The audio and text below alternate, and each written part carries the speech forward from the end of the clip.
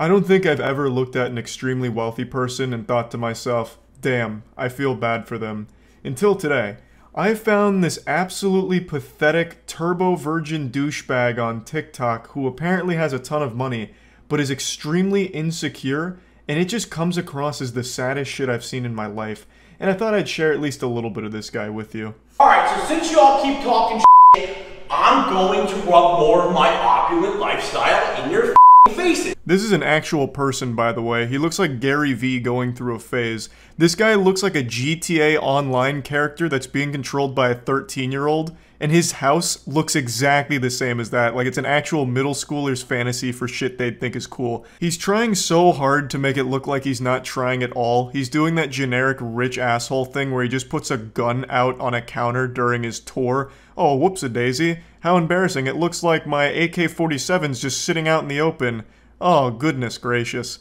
But that doesn't even look like a real AK-47. It looks like a prop. It looks like something he got out of Party City. Shit looks like it's made out of chocolate. It could be real, I suppose, but I think what's more likely there is he asked his mom if he could go buy a gun for his video, and he just went to the nearest Walmart and got whatever toy he could find.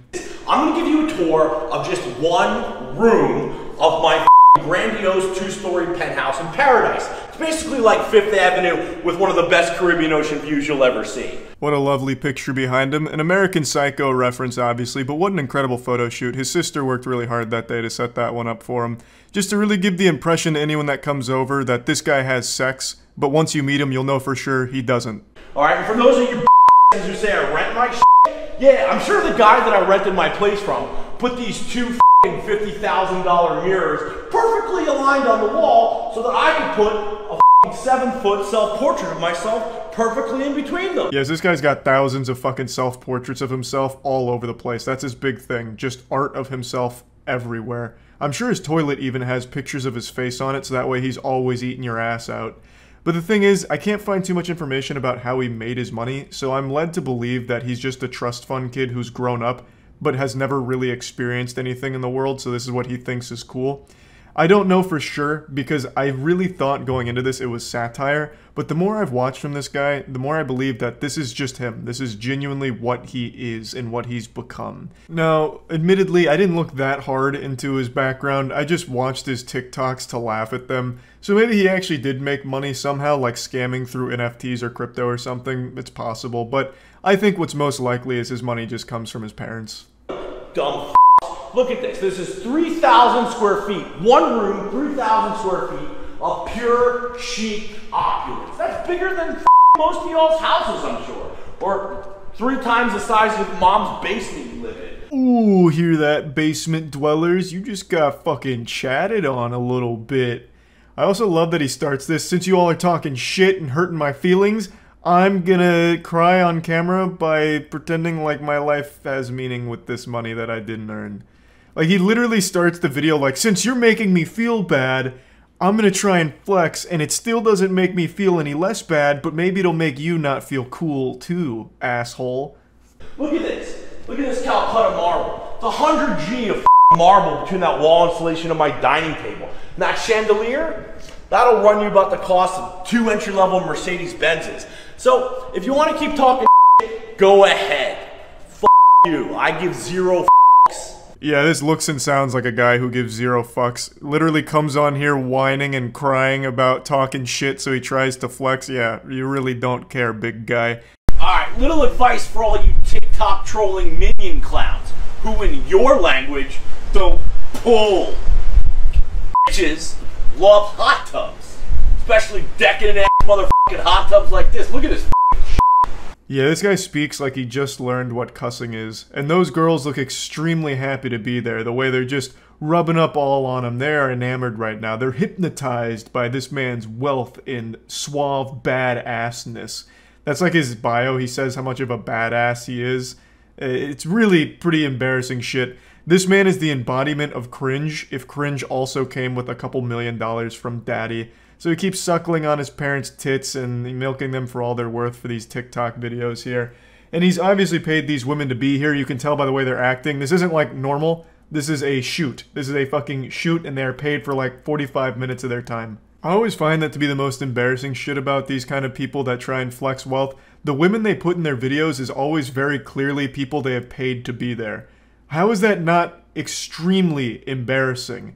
That you had to pay women to be around you for your videos. Questioning my legitimacy and overall badassness. So I felt the need, of course, to retort in kind. Right now, I'm sitting on a $12,000 chair. That's another thing that's always bothered me about these rich people videos, is that they can just make up prices for shit whenever they want, and you have no way of really proving it wrong. But I bet that's not a $12,000 chair that his swamp ass is sitting on. That's probably one of those like really cheap chairs that you can find at Halloween stores once a year that they use for decorations outside. I'm sitting in front of my mugshot, painted on bullets. It's pretty cool. You may ask yourself, why the does this guy have this? Why does he have it? Well, the answer is number one, because I can, and number two, because I'm badass as I am the game. My man here is the opposite of the game. This guy had to pay women to be around him. Now, it does look like he has money, so the first one is true. He has it because he can.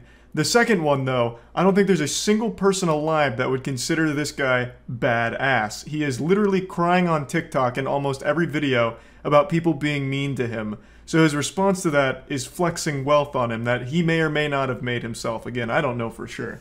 But that doesn't strike me as something a badass would do. And something that a badass would absolutely never do is call themselves badass as fuck. That's like Borderlands writing. Jesus Christ. Also, you've probably seen the necklace that he's wearing. It says S my C. It's suck my cock. The guy made a custom sterling silver suck my cock necklace. So this is a guy who is beyond insecure. He probably reads every comment, and any one of them that's not sucking his cock is considered a negative comment and probably takes a large toll on his mental health. He is probably not in the right frame of mind to be on TikTok, since most people on there are just making fun of him. It's a really sad thing, honestly.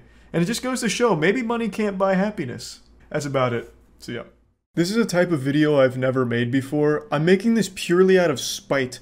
I'm just a vengeful spirit right now. I had to suffer, and I feel it's only fair you suffer too. On Twitter today, a few people tagged me in 2 TikToks that were just so insultingly offensive to my eyes. I was more disturbed than a Christian youth pastor going to see the director's cut of The Human Centipede. It was so yucky that I just feel obligated to inflict this pain upon you, the viewer. And I'd like to talk about them a bit further. It's from a trend on TikTok where weird dudes try and be sexual and do like sexual shit, but it's super fucking creepy.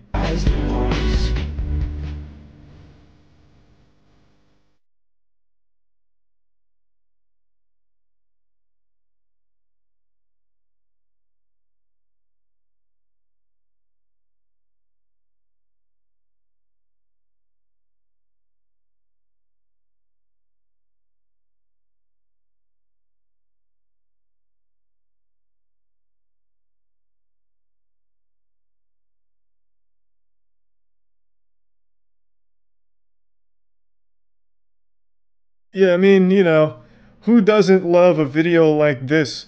Just massaging spit into a blanket that you're pretending is a clitoris. Like, who is this for? I can't imagine there's a single sentient human being out there that's, like, excited about this or being turned on like, fuck, I'm wet now. Or, like, being cheered on in the locker room. Yeah! Oh, baby, yeah! Keep fucking rubbing her clit. Yeah, look at him go. Yes! It's vomit-inducing, especially considering that the majority of the TikTok user base is children.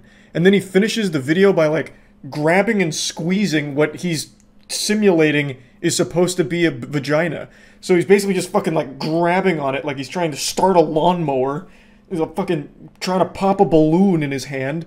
Like, it's so disturbing, like, the whole thing.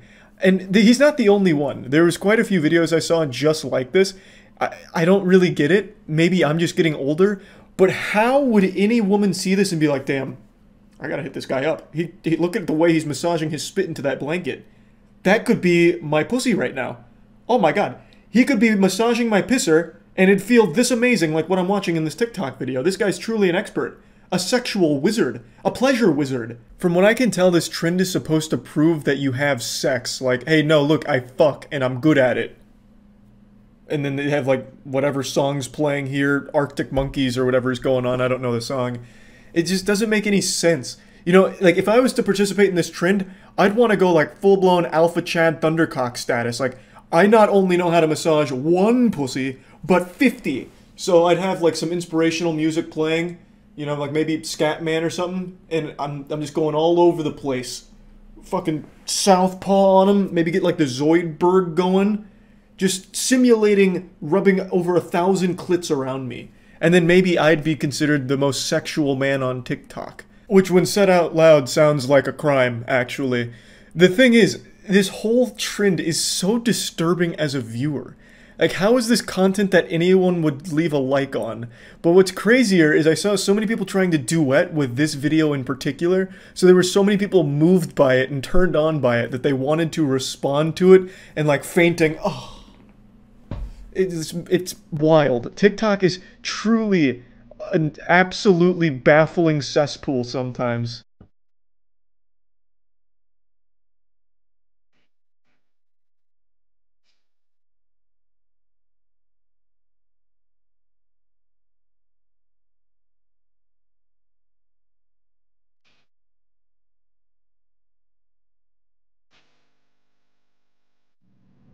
Why? Just why?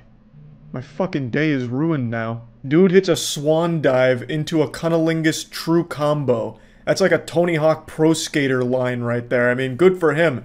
You know, connecting all of those tricks together. And he sticks his tongue out, and his tongue is like 20 feet long. Which I think is supposed to be like a turn-on for the women that were watching. But I just feel like it'd be more of a detriment than anything. Because if this man goes to eat some vagina, he's also going to be eating butthole by accident. Like, his tongue is going to wrap around her like a G-string. It's going to be like tentacle porn, but with a tongue. So I don't think it's like necessarily the best thing in the world to have a tongue this long. Especially not for him in particular, because when you're going to administer the doctor-recommended dose of vaginal eating, you'll just get a taste of ass too. It's like, oh god, babe, why does your pussy taste like shit? It's like, well, you know why. Your tongue is fucking deep in my colon right now. How do you not realize that? But I don't even understand, like, this doesn't even show that you're good at sex, which I think the whole trend is supposed to.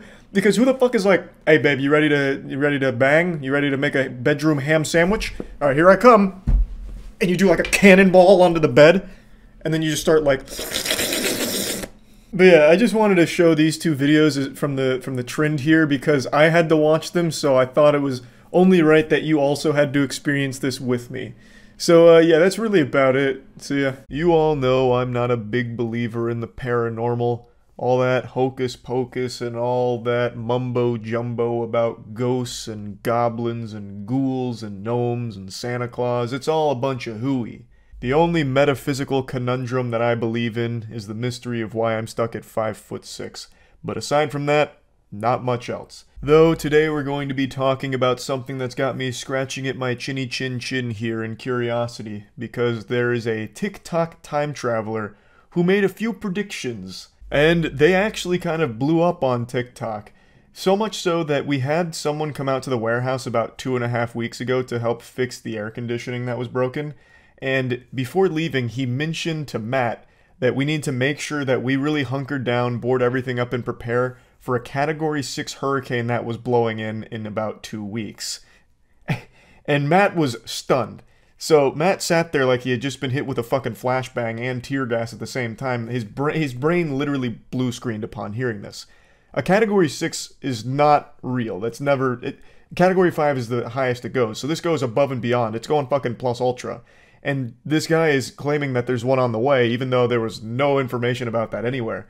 So Matt poked a little bit to see where he got it from, and he said a time traveler on TikTok said it.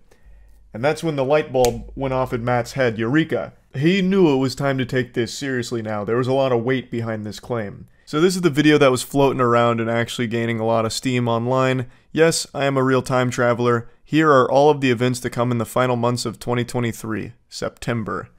This isn't unusual for TikTok.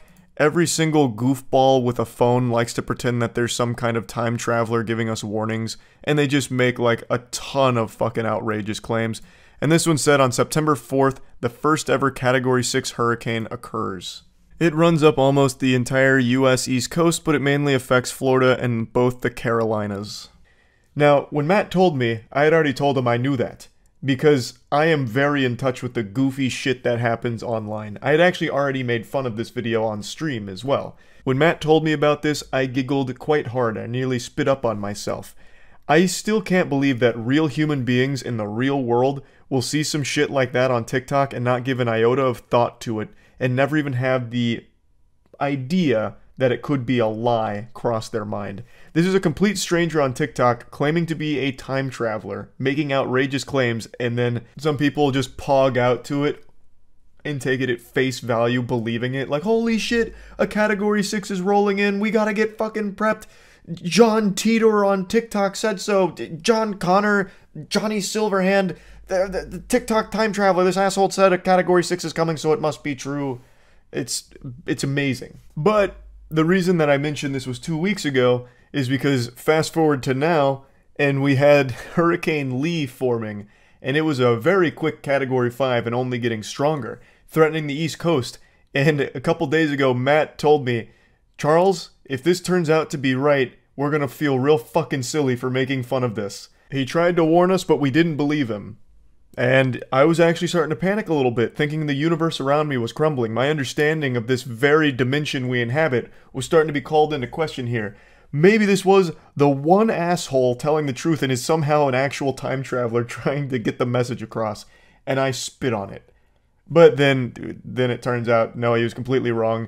He not only predicted the wrong date, but he made like 5 other predictions that are just ridiculous. And also, Hurricane Lee has lost most of its strength. It's still a Category 3 hurricane as of right now.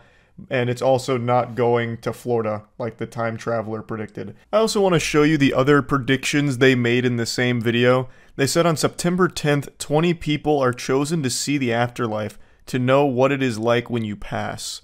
What does that even mean? Does God hold some kind of reality show competition to choose 20 people to take a peek at heaven? Like, what is this? A deal or no deal situation? 20 people get to take a vacation to the afterlife? Do they come back? Because if not, this is just 20 people dying. And if that's the case, the bigger news on September 10th would have been that only 20 people in the world died. Because I've got news for the time traveler here. There's far more than 20 people seeing what the afterlife is like every single day. So this one, I just don't fucking understand at all. They then say, this makes the entire population to focus on finding a way to live much longer, as less than 5% are happy after. So I guess whatever time that this guy traveled from, they lost the ability to write in proper syntax. This is broken. I can't even deduce what the claim is. So after 20 people take a visit to the afterlife, less than 5% are happy after, and the population focuses on ways to live longer? You mean like what they're doing every single day? Science is constantly striving for ways for people to live longer. And that's without the 20 chosen afterlife spectators. And again, do the people that go to the afterlife come back to tell us about it? Like, what the fuck? Now, the next one is still upcoming, so this one still remains to be seen. But on September 18th, they claim that an invisible wall is put down to surround Mexico and Guatemala. It was put there by a hostile alien species to try and weaken us when they attack. Why? Why would they be putting an invisible wall there? Did they just play a ton of Starfield and see how effective invisible walls were or something? And if they have that kind of technology, why not just put an invisible wall around like pretty much everywhere? Cut everyone off.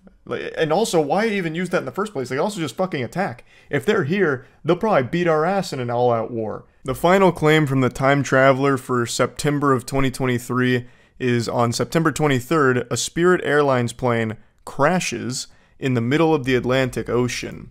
It actually went through a wormhole where it is 2 seconds to them, 6 years to us, and they return in 2029. Call me crazy, but I highly doubt that last one's happening. But who knows? It still remains to be seen. I really think that this was probably made by a teenager. That whole last section there just feels like it was a piece of his creative writing course for like his English class or something. Which is fine. Like, it's really not that big of a deal. But somehow, we met a person, a real living, breathing human being outside of the internet that believed this shit. like with the upcoming Category 6 hurricane. So much so that they were trying to tell us that we need to prep for it. I'm assuming they had already started stockpiling like doomsday preppers getting ready for it. And that is tragic. That we've reached a point where people will actually believe anything. Not that I'm surprised. I'm not surprised by it. We see this all the time on Twitter where people will believe the most outrageous shit without even a single morsel of evidence to support it. But I've just never seen it in the real world. I thought that was mainly brain rot internet brain, but no. This was a seemingly completely normal guy and just happened to really buy into this hype that there was a Category fucking 6 hurricane that was coming in like 2 weeks. But you know what? I'm putting the carriage before the horse here. You know, there's still time for some of his other predictions to see if those come true or not. You know, he got a couple of them wrong, sure, but you know, who isn't wrong sometimes? But anyway, I just had to talk about this a little bit. That's it. See ya. I want to quickly address something that I've been ignoring the last few days. The reason I've been wearing so many black t-shirts is because my white t-shirts were being washed and I forgot that they were still in the hamper in the laundry room, so I've just been grabbing black t-shirts after my showers. That's it. There's no like deeper meaning to it. Now anyway, I want to share with you a video that is probably one of the most embarrassing things I've seen someone post on their own accord. This is a video that you couldn't torture me enough to release. Like, this is something that I would try to bury. I would spend every dollar I've ever earned in order to erase this video from the fucking internet because it is so unbelievably cringe. This is something that I would take to my grave and even after I'm dead would still have blushing cheeks and feel shame for having ever filmed. And this is something that they freely posted on their own. It's a group of kids that are harassing McDonald's employees. Walk into the back of McDonald's again!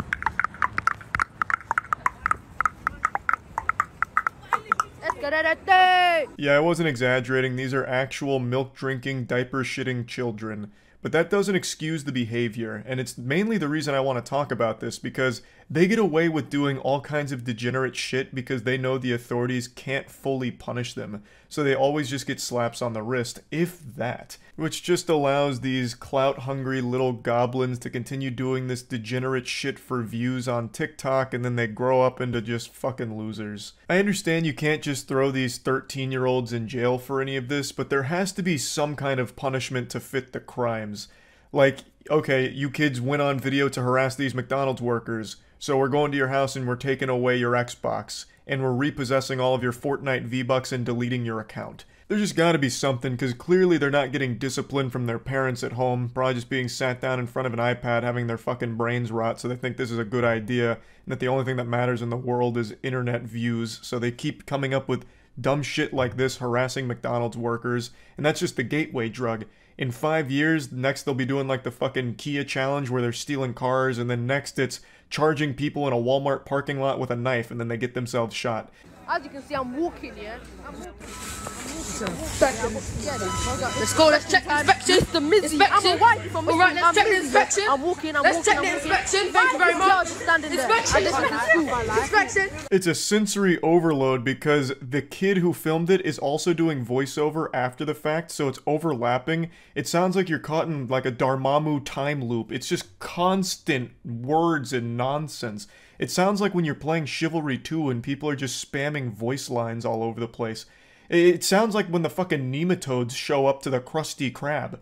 It is miserable to listen to. Also, I have no idea why they were making all of those clicking noises when they entered the McDonald's. I'm guessing that's just them trying to be quirky with their signature style.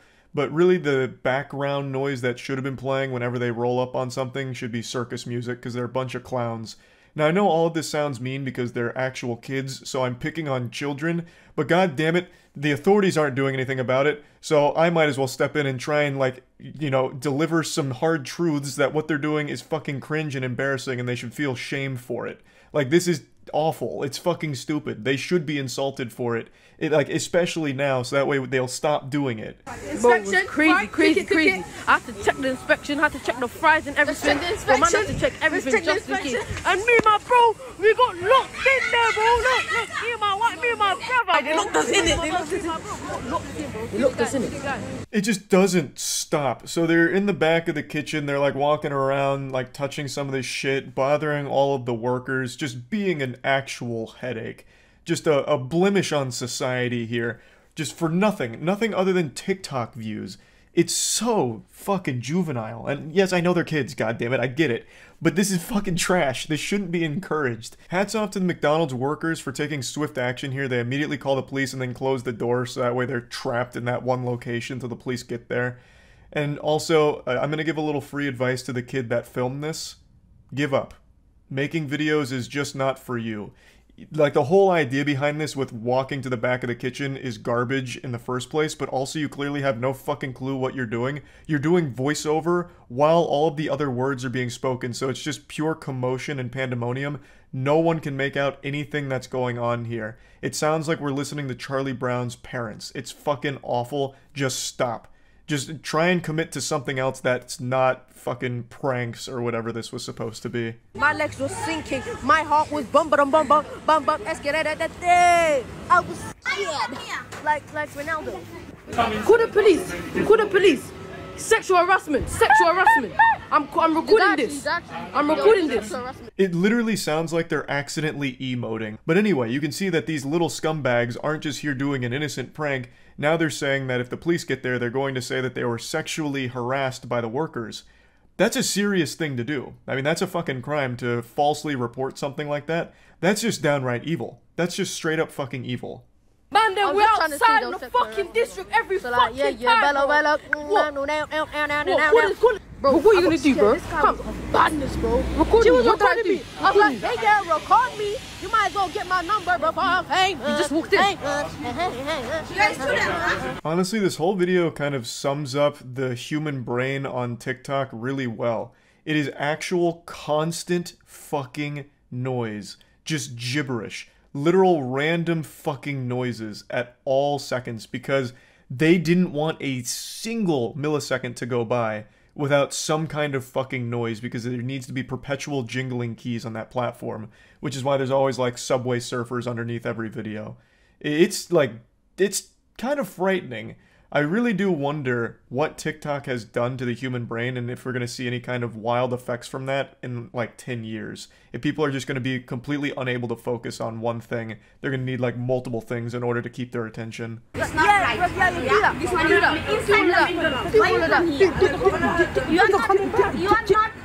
Why are you coming? Let me get told. No. Why are you coming? Boss, can I go out? Why are you coming? No, because someone. What? Boss, can I come out? Can I come out? It just doesn't fucking stop. It sounds like listening to a team of Pikmin trying to lift something heavy.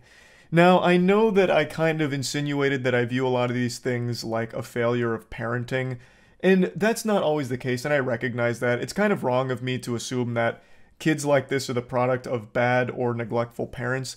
Sometimes there are just people that are too far gone, like kids that get too deep into this obsession with internet brownie points, the updates, the likes on TikTok, and no amount of good parenting can kind of curb that. It's just a lesson that the kids have to learn themselves when they realize that all of that effort was wasted and that they've just turned into a fucking loser from chasing it. Tell him again, bro. What? I ain't scared. You ain't scared. Pussy yours, bro. Come fight me, bro. I don't know. Open the door. Boss, you gonna let us go or are you just gonna stay here? Because I'm gonna tell the police that you strangled me because you strangled my neck. I have video footage of you strangling my neck. It's the teenagers. Yeah, you never strangled my neck, but I just said like you strangled my 16. neck so you could like get me out. Another one of those false claims that could ruin a person's life if they tried that.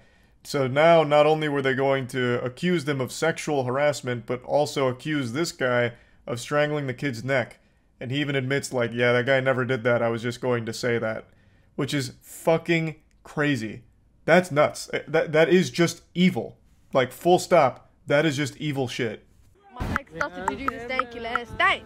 Stanky last night, and I'll break your lamb. Break them. Are you Mendoza, mother? We got freed. Bow! Bow! The feds came. Bow!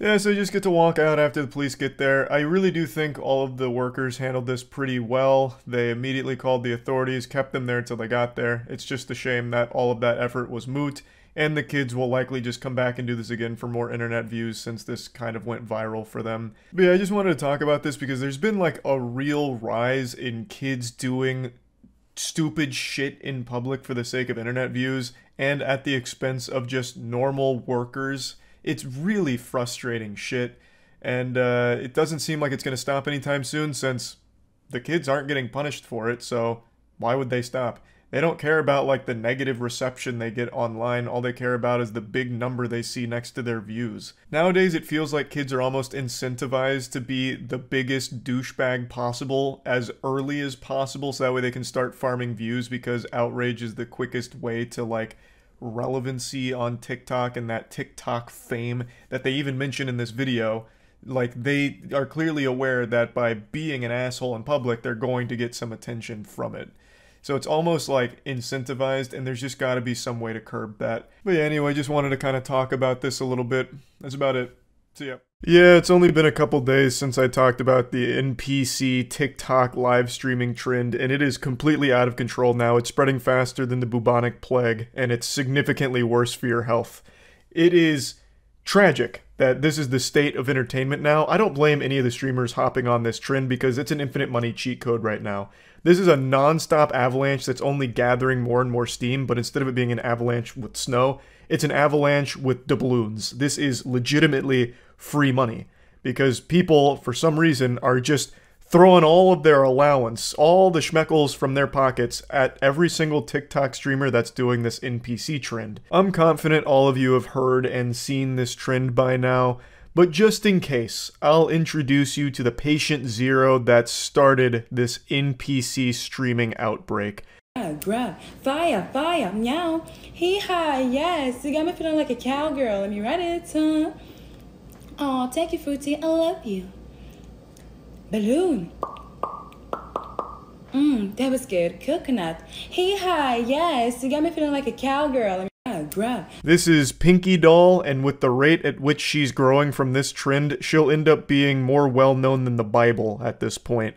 She has exploded from this. 50,000 viewers during her most recent NPC stream, and apparently, according to reports, eyewitness accounts, she went for 5 hours of doing that non-stop.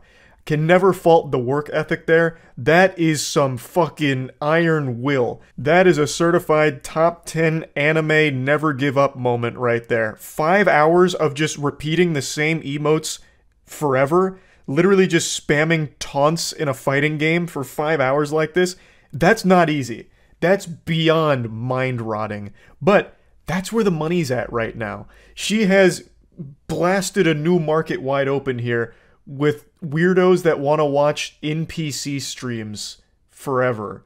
So it's really smart from her to capitalize off this, especially considering I imagine it won't last for too much longer. This is absolutely one of those lightning in a bottle situations. I would be shocked. And I've been wrong before. It's rare, but I have been wrong. Like the time I thought I got bit by a bat watching Jurassic World in theaters, and it turned out I had just fallen asleep and had a nightmare. Point is, I have been wrong.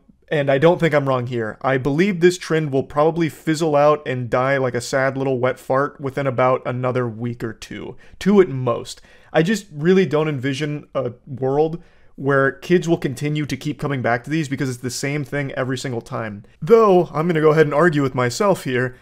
On the flip side of that coin, kids do just endlessly loop Finger Family videos and Elsa making out with Spider-Man shit and you know, Crazy Shark or whatever his name is. Left Shark, I think is what it is. Baby Shark. Christ. Like, they do subject themselves to the exact same things on repeat forever, so maybe this will have legs for quite some time. I'm not really sure, but regardless, it's smart from Pinky Doll to keep striking while the iron is hot, because she is making a fat stack of cash from all of this here. And again, she's not alone. This has become the biggest trend right now. Either people hopping on ironically and then still doing it for like hours and then doing it multiple streams, or just people fully shamelessly copying and doing exactly what she does. If you go on TikTok and just scroll through live streams, pretty much all of them are this. There's been a bunch of videos posted of it, so I'll just show you clips from a couple of them that keep floating around, and people that just scroll through TikTok lives, and it's literally every single one of them doing NPC streams. Guys, thank you all for the likes. I appreciate it. The roses. Roses. Roses. Roses. The clip goes on for a lot longer, but I want to quickly interrupt before getting back to it. That roses to roses true combo there was actually fucking wild. That wasn't planned or anything from the person who posted this, I don't think, because they were just scrolling, I believe. So that just happened naturally. Like, that's how formulaic the NPC streams are. They're pretty much the same thing, just repeated forever. And they all generate a lot of attention from the audience, like thousands upon thousands of viewers for pretty much every creator that's hopping on board, as well as a ton of money, because again, the trend is NPCs acting out their emojis that people are donating. So they're getting donated roses, so it's smelling the roses. Roses! Roses! Roses! Oh, roses! Roses! Roses! Like, across the board forever. It's always the exact same shit for everyone doing it, and it's highly successful for them. And the audiences, for some reason, find it very entertaining and satisfying, which is concerning. It's the perfect illustration of just how bad for the human attention span TikTok is. Like, this is some fucking embarrassing shit for the future generations here. Because this content, the NPC streams, is basically just resetting the human brain to default factory settings. It's making you devolve to baby brain. Watching this is like watching parents play peekaboo with their baby. Peekaboo? Peekaboo? And then the audience is like, every time. Every single time, even though it doesn't change. It's fucking wild. Hello, I'm AI. Rebooting. System rebooting. Thank you for your... GG. Thank you for the share. Life. Queen Slane. Hi, Zaza. A couple of those were scrolled to a little too quickly to really recognize that they were NPC streams, but they were. Like, if you slow it down, like one of them that went by really quick, they did have the hair iron out with the kernel in it, popping individual popcorn, just like Pinky Doll does in the NPC streams. Everyone on TikTok is trying to get in on this infinite money glitch.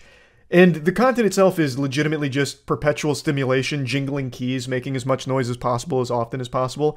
And it's working. You can see how effective it is, which is so fucking sad. Again, not for the people doing it here, because it's a free bag, and basically they just have to be the little clown honking their nose in order to make the children laugh by saying the same shit every single time for emojis that come through in the donations.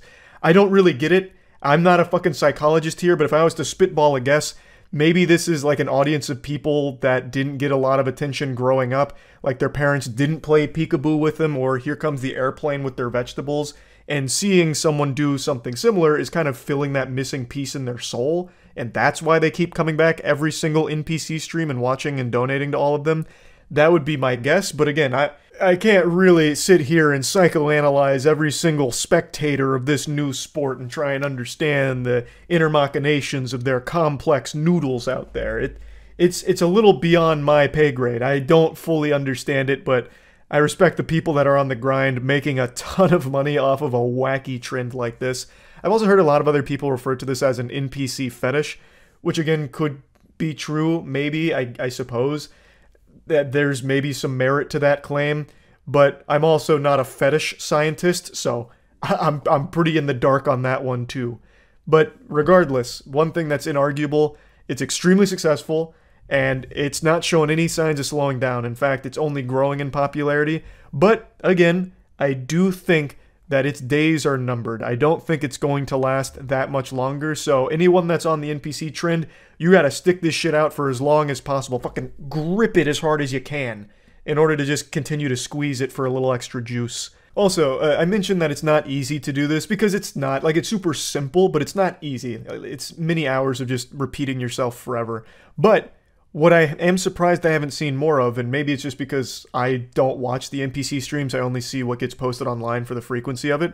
What I'm surprised that more people aren't doing is just recording maybe like 15 minutes of you going through all of these emotes like, thank you, fire, fire, gang gang, gang gang, gang gang, all of that. Do that for maybe 10 minutes, and then just loop the video on a TikTok live stream. TikTok live streams are filled with fucking scams already. It's a fucking cesspool of scams. And one of the scams that people do is fake live streams where they just loop a video like that. I'm surprised people haven't been doing that for this trend, especially considering how easy it would be to do that.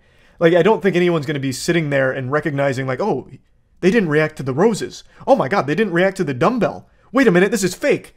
And even if they did, what are they going to do about it? TikTok doesn't shut that shit down. They haven't shut down any of the scam streams, so I'm just surprised that that hasn't become more prevalent with this trend, but maybe it's just because I haven't been paying that much attention to the actual streams. Maybe this is super common and most people are faking it. That's very possible, I'm not sure.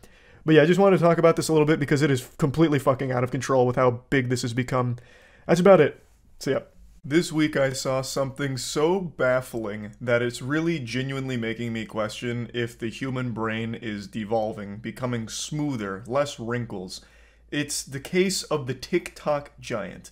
For those that don't know, there was a TikTok creator who filmed a giant, mysterious figure on top of a mountain. Was it Sasquatch? Was it the Loch Ness Monster? Perhaps Goatman? No, he claimed that he had seen a giant. And TikTok absolutely ate that up. They devoured it like it was a full course of spaghetti and meatballs. Not only TikTok though, it then expanded to Twitter, where even more people started to believe that they had just seen irrefutable proof of a giant, because there was something on top of a mountain that was big. This whole thing is like a child believing the tooth fairy's real because when they put their tooth under their pillow, there's a quarter there. It is easily debunked and has been multiple times now, but then they just throw away the truth that's facing them because they prefer to live in the magic of there being giants walking amongst us here. It's a beautiful delusion, albeit very sad too, because people are also convinced that not only was this proof of a giant, it's proof that the CIA murdered the guy for filming the giant. I think people are at this point where they are legitimately believing everything as if we're back in the like actual early ages of humans. I saw on TikTok and Twitter, this blew up, the TikTok giant. God, what was the guy's name though? There was a guy on TikTok who took a video of a mountain and there was a big figure on top of the mountain. It's like, oh shit, it's a giant. And then people believed it. They're like, we've seen the proof, the giants are real. And now the person behind the account's not posting.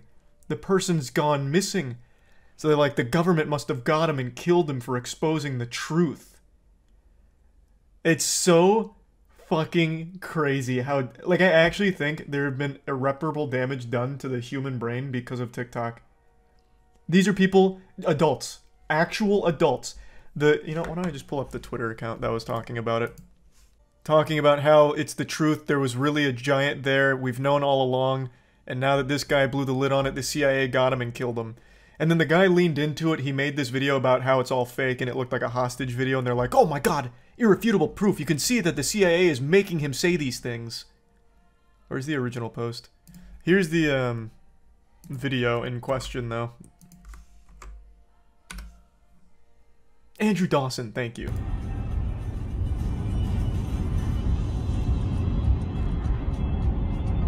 Oh, it's a giant! Person, dude. No, seriously, pull over, pull over. No. I knew they were here. I've known all along the giants existed. They called me a fool.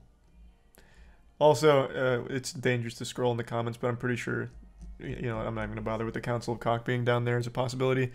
Someone went on, like, Google Earth. They went over that mountain, and it turns out it's just a tower. It's just legitimately just a tower. But that didn't dissuade the believers. So, what they're saying is they must have built the tower after this video came out in order to hide the truth that there was a giant there. I shit you not. That was their explanation for it being a tower over there. They said that they made it. They put that tower in place in order to obfuscate. But this is what's on the other side.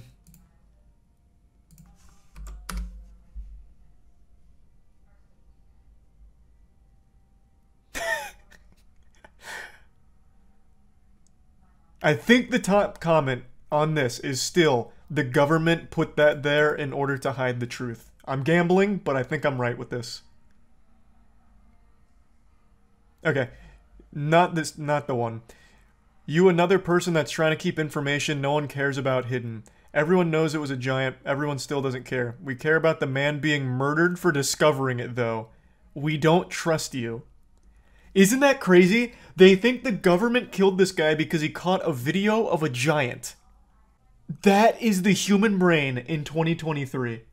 He did exactly what I told you guys I wanted to do with this whole gullible TikTok brain rot. Remember when I was telling you guys my plan of doing like haunted videos around the warehouse where like chairs move on their own? He did that with this. So after he got that video, he made this video where he leaned into it, exactly what I said I would do in order to farm.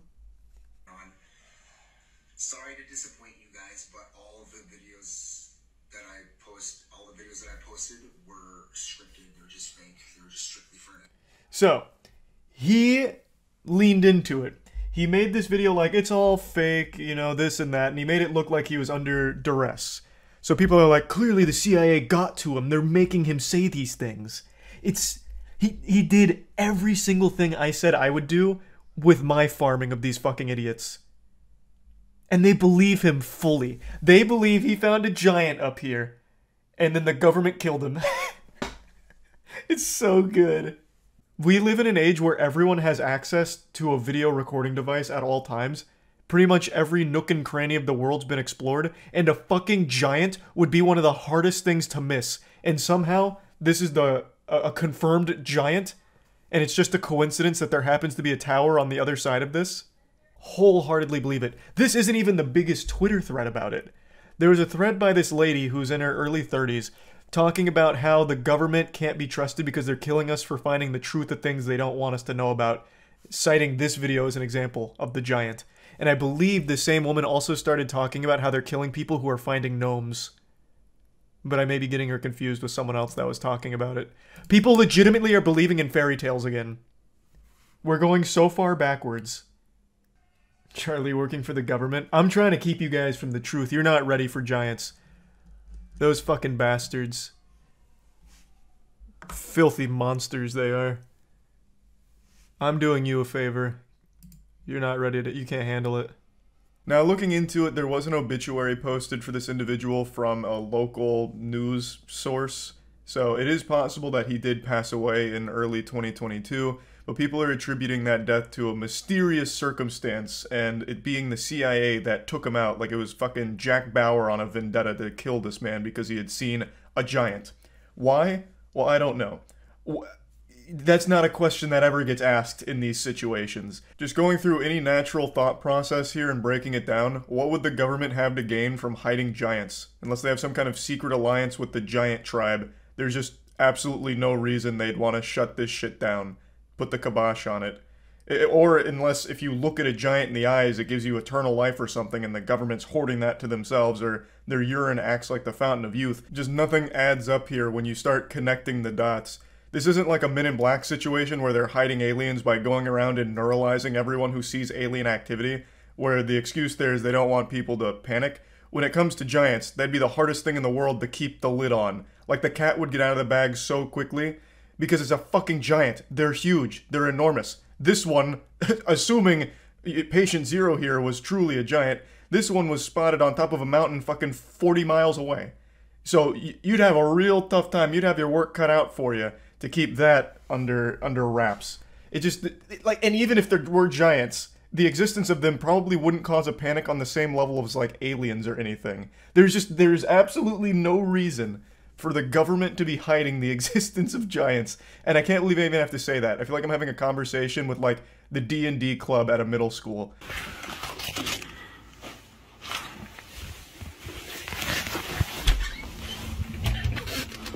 I think that's the same vehicle from... Hey! Now let's break down this little humdinger here. People use this video as proof that the CIA was hunting him down and stalking him because he made this video. He's very clearly leaning into it, if you ask me. But let's do a basic thought experiment here. How likely is it that this is staged? Very. It got millions of views, so there's real incentive to play on it. How easy would it be to fake? Extremely. All you need is your friend to sit in a car outside and then drive away when you come out and yell at them. Like, just look at the video. There's just a random car out there with their lights on. So if they're stalking, they're doing a terrible job. They're just sitting right in plain view outside of his house with their lights on. That'd be the worst tale ever. They would be fired from the CIA immediately because they're fucking terrible at their job. Like, at that point, the CIA might as well have a sign out there saying, "We're watching you. Honk if you like government surveillance." Like, this would be genuinely the worst stalking ever from the CIA. And then the guy comes outside and scares the car away like a flock of pigeons on the beach. It's an extremely easy thing to stage. Where's the proof that that is some kind of unmarked CIA vehicle and an operative in there stalking him? The video just starts where he looks out the blinds and the car's already just sitting there in front of his house with his lights on. I think this is so clearly staged in order to play off of the success of the Giant video, because it got a lot of attention and a lot of engagement. Now, he hasn't posted on TikTok since 2022, and like I said, there is an obituary posted in a local news source, so it is very possible he did pass away, but I will tell you right now, I highly, highly, highly doubt the government had anything to do with that. Because, again, there's no such thing as fucking giants out there. Sorry to ruin Christmas, but it's the truth. It's a tough pill to swallow, but one you've got to grow up and take right now. I would love if there were giants out there. No one would be happier than me. I would absolutely be ecstatic to learn that giants really are out there and they're coming back. You know, and then they start their own sports league or something. It'd be amazing. I'd be super excited about that. I'd also love if there was a such thing as psychics and telekinetic abilities, as well as being able to form a Kamehameha ball in the palm of my hands if I focus real hard. I would love all of that kind of fantasy shit to be real. But it's not. So there's just nothing the government would do here about a man filming a video claiming he saw a giant, because giants aren't real. So they're not gonna fucking care. It's not like he actually exposed a government secret. They'd have no reason to go silence him. This is just a wild case of people believing anything and everything they see, for no reason other than they have fun believing it. And then they fight tooth and nail for it, even when they are faced with the absolute truth of what the situation is. It's wild. So yeah, I just wanted to talk about this a little bit. That's about it. So yeah. I'm sure most of you have heard of the carnivore diet by now. It's not exactly so much a diet anymore as it is just a full-blown personality that people adopt, a full lifestyle now where their whole identity is, I only eat meat. And oftentimes it consists of consuming a lot of raw meat. And I've always just been fascinated by this raw meat eating community because I just don't get how they're not, like, plagued by trichinosis and infested with countless tapeworms, like an absolute nightclub of tapeworms in their gut. Because for me, if I eat a potato chip that's one day past the sell-by date, I get sick. Like, I get an irpy stomach. But meanwhile, they're out there consuming fermented meat that they leave out in the sun until it becomes what they call high meat, which is literally just fucking rotted poison meat. And they'll just eat that and they're totally fine somehow. It blows my mind. But anyway, I'm getting carried away. The reason I'm talking about carnivores today is because there's one that's blowing up on TikTok right now because they've made a spectacle out of their meat eating. And make no mistake, this guy eats more meat than an Aiden Ross fan. He's posted like hundreds of TikToks now doing like these goofy meat eating stunts. And I call them stunts, but it's not like he's doing a backflip while eating a beef liver or something like that. The stunts he does is like, I'll cook a steak in a sink and then I'll eat it and shit like that. And I'm sure you've seen a lot of the content because it's been getting big on Twitter as well. I had to cut out the music, but it's him making this steak in a sink and then eating a stick of butter with it. It's revolting. I couldn't imagine a worse meal or an easier way of contracting some kind of foodborne illness. But this is the content. He is legitimately consuming that. He's not spitting it out, he seems to be enjoying it as if this is an average meal for him that makes his tummy smile. Like, it is mind-blowing. And don't you worry, of course this guy is going to be a member of the Clean Plate Club. He gets every morsel of food in there. I do want to point out that it's extremely possible and even highly likely that he didn't actually eat the steak that was being cooked by the hot water in the sink.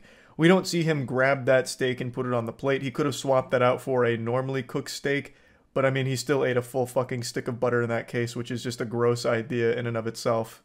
And I wanted to talk about it because not only is it just wild and wacky, but I'm also pretty sure the guy behind the account is very self-aware with what he's doing, and he's just made it like his gimmick. But what's crazy is he's so committed to the bit in the character that he actually does eat raw testicles. He eats full sticks of butter. He actually consumes it. But I'm almost confident, like 100% confident, that he knows it's like a joke and he's playing a character.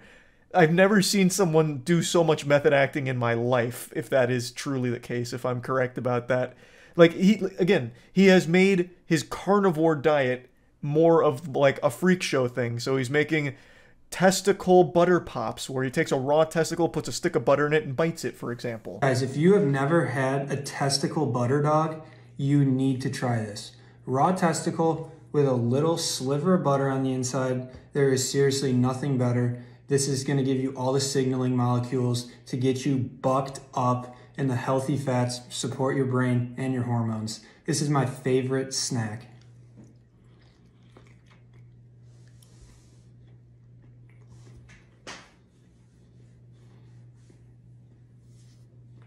I'd also like to point out here that it's extremely possible he spit that out right after the TikTok finished. He just projectile vomited it out. We don't actually see him swallow it. I really do think, based on the way he talks and some of the things he says in the videos, that this whole thing is supposed to be a comedy persona that he's adopted and fucking giving his all to, out there at 110%. I'd like to give you an example on what I think is like the most obvious case of him kidding around with this whole thing, but it's very weird even still. Even if I'm right, it's still weird regardless. But this is a video he made where it's like some kind of bull penis snack. Silly rabbit, Pizzles are for kids. Today we're making my favorite breakfast cereal, Pizzle-O's. This will have the kids begging for it. By now you guys know I'm a huge fan of bull pizzle recipes, so all you're going to do, you guys know this by now, you're going to put your penis in a pot of boiling water. And it's going to take a while, so be patient. That's what it's going to look like when it's done. And before I do anything, I always rub my pee-pee with butter. And then you're going to cut it up nice and fine. Again, nobody wants to choke on the pizzle, so make sure they are nice and small. And this one still had a little junk in the tubes, but that's totally fine. It just adds to the flavor, and it just tastes so good, in my opinion. And once you're done, you're just going to add it to your bowl, and you can add a little bit of milk, but I like it straight. Let me know how you like this recipe. I think it's super creepy that he keeps mentioning kids when talking about the penis snack, saying that the kids will be begging for it. I think that's super creepy regardless of the intention of the videos. But I do think this one is a clear demonstration that this is all supposed to be a bit because it's so over the top. Also, I think it's very important to notice that he made a cut. So he did have bull penis. He had that whole fucking bull wiener, and he did cut it up, put it in a bowl. But when he was digging around with the spoon, there was a cut right before he had the spoon in his mouth. So I think there's a very real case that he didn't actually eat any of it. So I do think there is a case to be made that quite a few of these videos he's made are fake and meant to troll. Like, maybe even taking the piss out of raw meat eating to a certain degree. There are some that he doesn't fake, though, which is why it's so odd, because there are some where he does eat tons and tons of meat, and he does, like, every time I've seen, finish a fucking stick of butter to himself, but maybe that's his superpower. He's like a fucking X-Men whose only mutation was the ability to polish off entire sticks of butter solo by itself. So, I mean, maybe he was just blessed with that ability, but regardless, some of them I am just going to call out. They're not real. We don't actually see him swallow a lot of the raw meat stuff, especially the raw testicle stuff. One of them is just deceptive, where we don't actually see him eat the Pizzle-O's or any of that. So some of them are fake, but not all of them. How many licks does it take to get to the center of a testicle? Well, that's what we're going to find out today, because we're making testy pops. These are testicle lollipops. All you need is a raw testicle. Cut it up into 3 little bits. It's pretty simple, and this is very, very tasty. I personally love these. Lay them out on your parchment paper, and you're going to need some toothpicks and a little gloop of honey on each one. The kids are going to love these. Once you put enough honey on it, throw them in the freezer, and then you'll have the answer to How many licks does it take to get to the center of a testicle? Well, yeah, every time he mentions a penis recipe, he mentions kids with it. Every single time, pretty much. It's fucking weird. It's pretty disturbing. Now, in this case with the testicle pops, again, we don't see him swallow it. He does, you know, take a lick of the old testicle pop, but I was expecting an old Tootsie Pop commercial where the kid gives it to an owl. How many licks to get to the center? A 1, a 2, a 3, and then takes a bite of it. But he doesn't do that. He doesn't actually swallow it, eat it, anything like that. He just puts it in his mouth for like a second.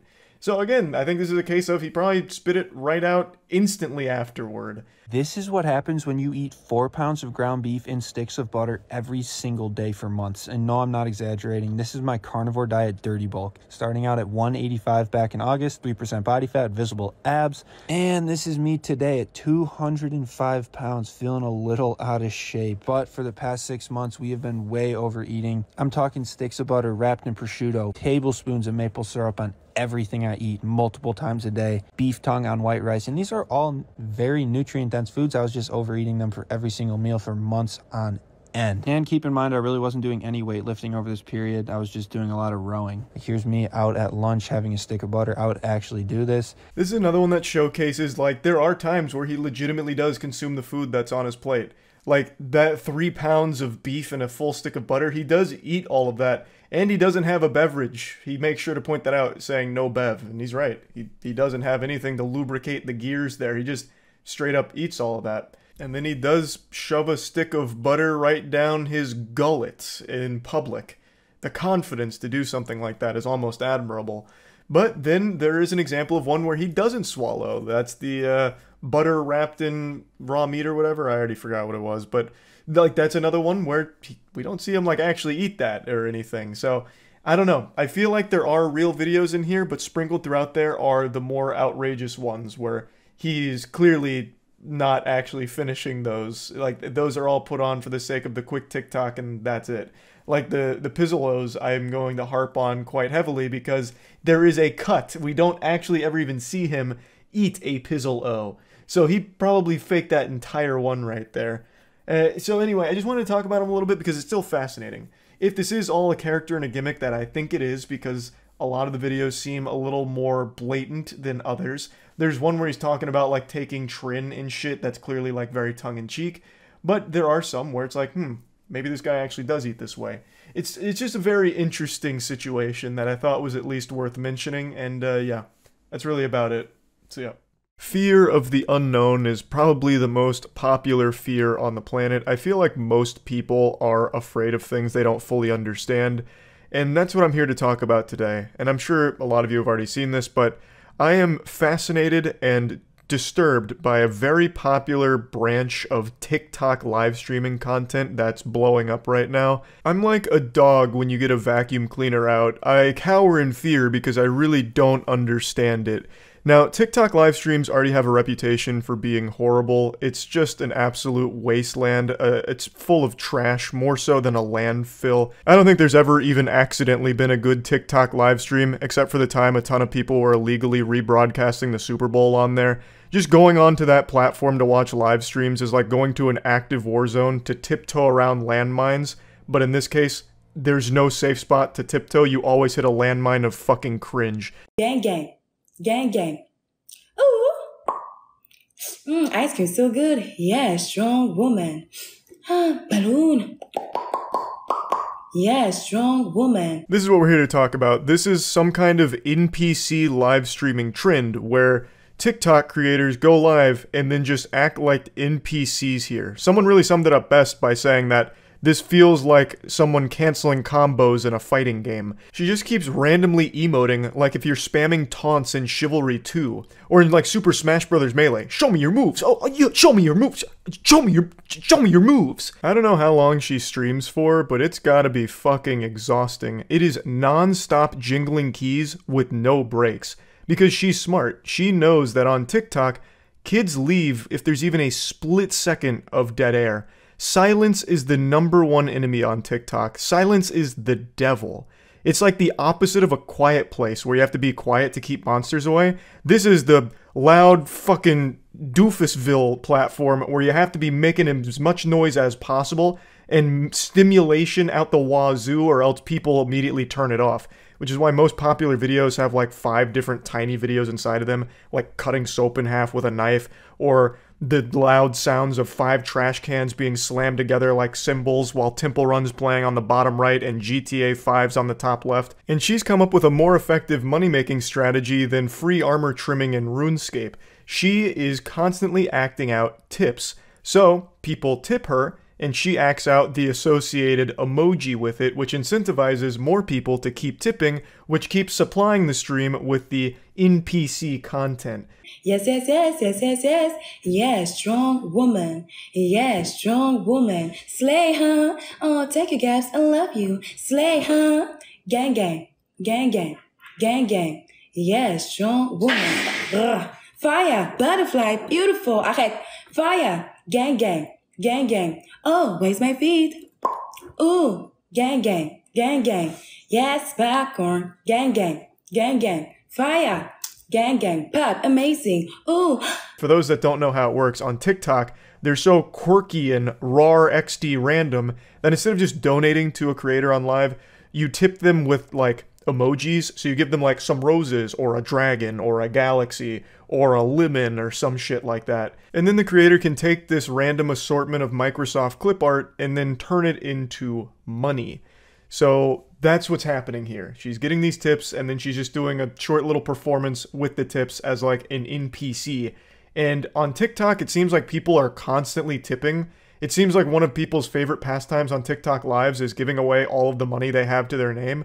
Like, these kids are like 12 years old and just give their whole allowance to TikTok creators in order for an actual split second of acknowledgement. So here, she doesn't actually like acknowledge the donators. She just acknowledges the dumbbell, for example. And she'll do like a little performance when you tip a dumbbell. I don't know how much money that is. Fucking 5 glue bucks or something. I have no idea what the conversion rate in money to emote is on TikTok.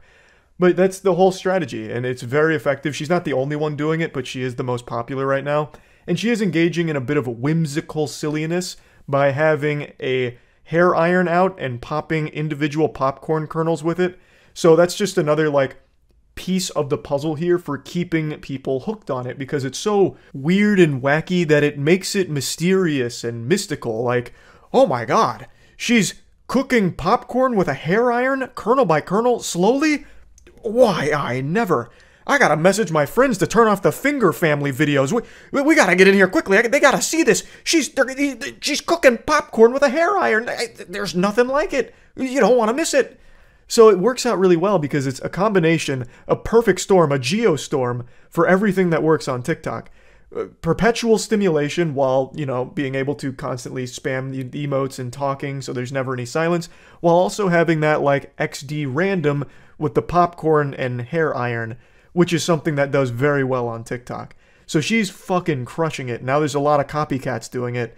So the big trend is a ton of TikTok creators like her doing this exact same performance, and they all do well, but she's by far the biggest.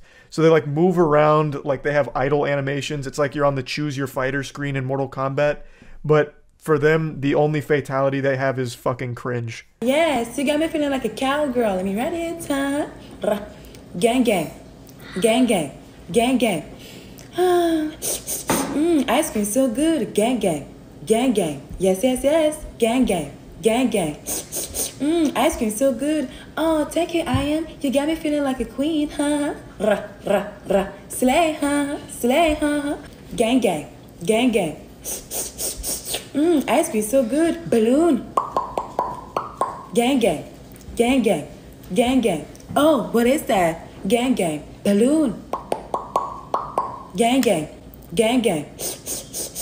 Ice cream so good. If this isn't evidence of people's brains devolving thanks to TikTok, I don't know what is. This is the purest example of what's happening with your brain on TikTok, where now all you need is just noise and you're entertained. Again, it's the same performance every time. She has a set list of how she responds to the emotes, and she doesn't deviate from it, and she very rarely breaks character. She only broke character one time over the last, like, 4 days I've seen this, and it was brief, very brief, like actually just 5 seconds, and then right back into it.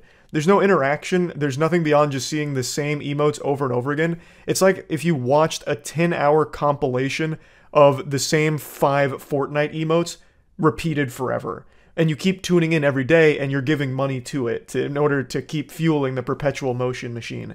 Very smart on her end, but man, I don't get how she is like averaging 40,000 viewers all watching the same performance every fucking day. It's mind-blowing to me. It's baffling. Nothing but respect to the creators capitalizing off of this here, but nothing but shame for seeing the state that entertainment for young people is in. I was just talking about Skibidi Toilet yesterday, like actually applauding it by saying, finally, a piece of content I think is pretty solid in a sea of dog shit content for kids. There was finally something like a bright light at the end of the tunnel with Skibidi Toilet, finally something that looked like maybe good content still exists for kids.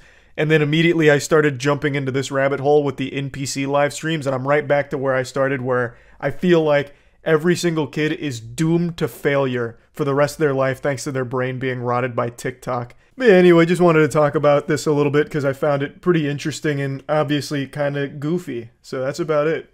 See ya.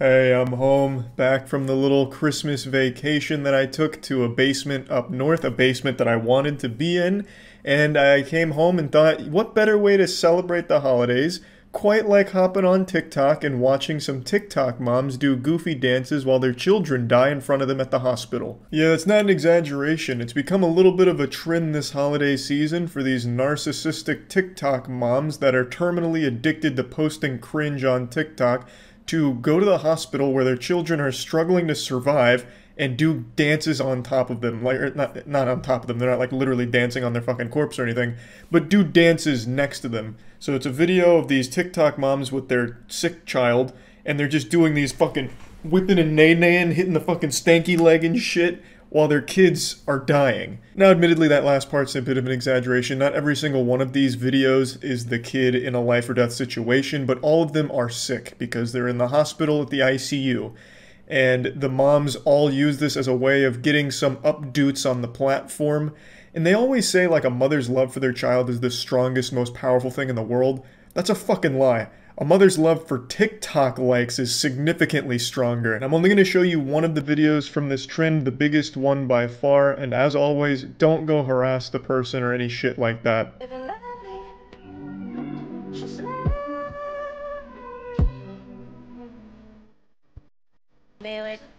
Now what you just witnessed was the patient zero of this trend. This is the one that really kicked it all off. Now I'm no epidemiologist, so I can't really plot it super well, but from everything I can see, this was one of the first and definitely the biggest in this trend.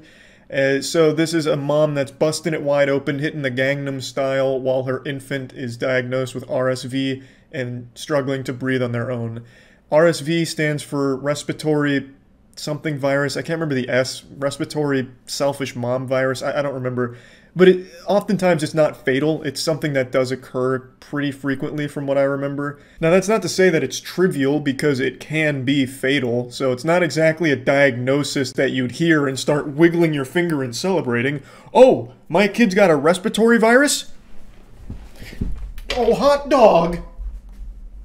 The first instinct of any mother shouldn't be to fire up the camera for TikTok clout to capitalize off the situation, but it's become so poisonous to people's mental health that they feel everything is a prop. I really feel like a lot of the parents on TikToks use their kids as props for their own narcissism, so that way they can get likes out of it or get some pats on the back like, oh, great parenting, you're doing wonderful. It's really sickening, honestly.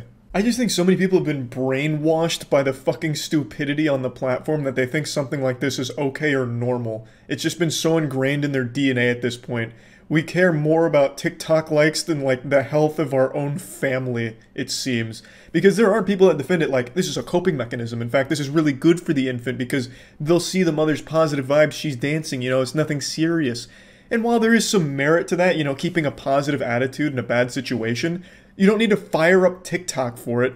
How does that help the kid? Is the kid going to get the revenue from that? Is he going to, you know, directly benefit from you making this all about yourself and your dance? Like, it doesn't make any sense because it's not helping that kid. Keeping a positive attitude, great. And if you want to dance to maybe put a smile on their face, wonderful. But she wasn't doing this for the kid. She was doing this for her audience. Now, overwhelmingly, the response to this was negative, even on TikTok. So she responded by taking down the video and apologizing for it, while also trying to justify it by saying we don't know what she was going through. But I still think under no circumstances is there justification for trying to get TikTok clout out of an awful situation like that. It doesn't make any sense to me. You know, I don't see how you could defend it, but anyway, she did take it down, and it started a trend though, regardless. Before it was taken down, there was a lot of these videos. I'm not going to share any of the other ones, but there is one that I want to talk about in particular. It was a lady who was doing, again, another goofy dance in front of their child who was in the ICU for some other respiratory illness. I think it was like some big asthma thing. I don't quite remember now. But her response when there was inevitable backlash was, fuck you guys, this is why people kill themselves. And the kill themselves was like caps locked. So she was blaming everyone else for getting mad at her. She just immediately starts playing the victim and blaming everyone else who was just calling out shitty narcissistic parenting and then trying to like guilt everyone like, this is why people killed themselves, it's your fault. She'd find a way to blame TikTok if she hit her kid with her own car. You know, it was baffling to see that kind of response when people were just pointing out that this was not okay. It's not bullying, it's not frowned upon to point out awful behavior from parents like this. If I had footage of my mom fucking Harlem shaking while I was in the hospital with something going wrong, I would be pissed. I would feel so disgusted. But anyway, just wanted to talk about this since I saw it this afternoon, and it's a pretty fucking gross trend, as is the norm on TikTok. That's about it. So yeah. There was something oh, Gunner. I saw Gunner posted a new video. I didn't see what it was on, though. The Addison Rae Trainwreck reality show? Addison Rae Goes Home. I don't remember. Is that the one that's like a bunch of influencers in a house or some shit? TikTok star who broke the mainstream and now has her very own terrible reality TV show on Snapchat. Because who doesn't love watching TV vertically, where for every 10 seconds of show, you get 15 seconds of ads? What a deal. On the upside, it makes it easier for teens to go back and forth. She was in an awful movie last year. She's been making music. She's in commercials. Wait, I love awful influencer movies. What was that one? He's All That, I think? She was in an awful... He's All That. Addison Rae and... Who the fuck is Tanner Buchanan? This looks like Jay Schlatt when he uses that attractive man filter. Is this a real human being or like an android? Has anyone seen this? Thanks to the gift sub Speed Razor and the resub Agate Rock and Rex. Thank you for that. We're watching some goofy shit. Let's see what this is. I'll probably watch this. I love these awful movies. I really do. He's All That is an American 2021 romantic teen comedy film directed by Mark Waters. We got any Mark Waters fans in here? What's he made?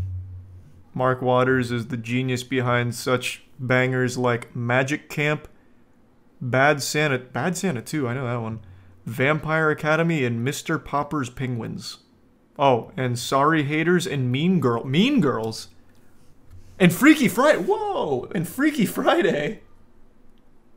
Wait just a minute. Just look at that cover picture. Of course, she's on her phone, probably making a TikTok. Sorry, working. Looking an awful lot more southern than usual. Laying on a pile of hay or grass or just general debris. Addison Rae returns to her roots in Louisiana. That is a cool picture. It's brought me a lot of love, but with that comes a lot of hate. Oof. Now, I'll be going back home to Louisiana for a week with my mom, dad. I wonder if it'll be like it used to. It's a single. What a weird premise. What? What? Well, now that I'm super rich and famous, I have to wonder, will I be able to mingle with the plebeians again, or am I just too far above them to comprehend that kind of poor nature? I'll have to find out by experimenting in the swamp. What is the idea of this show? Isn't she like 20 years old and she's only been doing TikTok for like a year and a half, 2 years or something? Why wouldn't she fit in all of a sudden? If she doesn't fit in, it's because she's the fucking problem. Still nervous to see my friends and family who knew me before everything. I just hope they remember I'm the same person they've always known. It's giving Hannah Montana movie. I've only seen the show, but big facts. The premise of it. It's like she's fucking Jekyll and Hyde or like Bruce Wayne and Batman. My parents or my family knew me before I became TikTok famous. Now they won't even recognize me. I've undergone a metamorphosis into a beautiful butterfly of clout. Growing up, my family and I ate a shit ton of crawfish. So Oh, on Snapchat saying shit? That's kind of big. How did you like handle that public breakup? Like, what did you do to like, okay, I'm okay, everything's gonna be fine. What a normal conversation. Like, not falling apart. Has like being in that public relationship before changed your opinion on like when you want to pursue a new relationship? Man, what are you, like a spy or This something? isn't how friends ask questions. I will now rephrase that question into how Addison Rae's 21-year-old friend would actually ask it. Oh man, he's method acting. He's going in. So do you and Bryce still fuck? End scene. Thank you. Damn, this guy's good. Thank you. Good night. I was just dancing in my room and now I use $100 bills as napkins. Feels weird and scary. Am I being provocative again? Absolutely. I just think narrated slow-mo shots of you looking introspective might be the worst way to come off relatable. But that's what this show is all about, right? Addison appearing to be relatable. So What is this? Can you look at like Snapchat numbers? I'm curious. Do people actually watch this and enjoy it? What was this called again? Addison Rae Going Ghost? Oh, you can like individually subscribe to shows on Snapchat. So her show has 497,000 subscribers. Is there like reviews? Well, there it has to be because he brought one up. Because I don't even understand who this is supposed to appeal to. Because let's say I'm an 8-year-old girl. I'm a big Addison Rae fan. Why the fuck am I gonna watch her just go home? What is there for, like, I'm there to just watch her do TikTok trendy dances. Why the fuck do I care if she goes home? Kids don't care, man. I guess, but I remember when I was a kid, I still, like, watched things where, like, things happen. This is, granted, we've only seen clips here. This is literally nothing happening. It's slow-mo shots, and then, I guess, an interview? Do people not review these things? Because I can't find shit. I did. I even typed in just general review to see what critics are saying, but no one's even mentioning it. Closest thing I found is this guy who wrote an article with a quote from her saying, "A lot of people say I dropped out of school for TikTok, and I don't think I dropped out of school for TikTok. It was because I knew that this was a career path that I've always wanted to pursue, kind of, in the entertainment industry." But you were literally saying right there that you dropped out for TikTok. People are confused by that, and they think I dropped out because of the app, but it was really to focus on pursuing my career in the entertainment industry and moving out here too. On TikTok. You dropped out for TikTok. It was your entertainment industry. I don't know why she's like embarrassed of it. Just like embrace it. She's made a very successful career out of it, and I can't find any reviews, so I'm just going to assume everyone loves it. Gussie, one of my best friends growing up and still today. I'm sorry. Gussie? Her name's Gussie? I'm No, not it's a 5% nickname. Sure you made that up to make her look more grounded in Louisiana. You see, I actually looked up the number of babies named Gussie over the years. On this chart, notice how it kind of stops in 1952. I guess one slipped through the cracks. Regardless of everything that's happened in the past, got me. It's so rare to find a friendship like we have. That's what I feel like I've been struggling with. Why are they both wearing cowboy hats in the rain Be able to feel like not judged. Even people that I know on a that are, picnic? Like, it's hard to find people to trust, like truly, because a lot of people don't have your best interest or like will use things against you. Like my vulnerability and my kindness has been taken advantage of so many times in LA. My sister in Christ, let her speak. Your best friend so far has said, We were definitely the girls at school that were a little bit different. Thanks for some Darren we and did Toad. photo shoots together and liked the same type of music.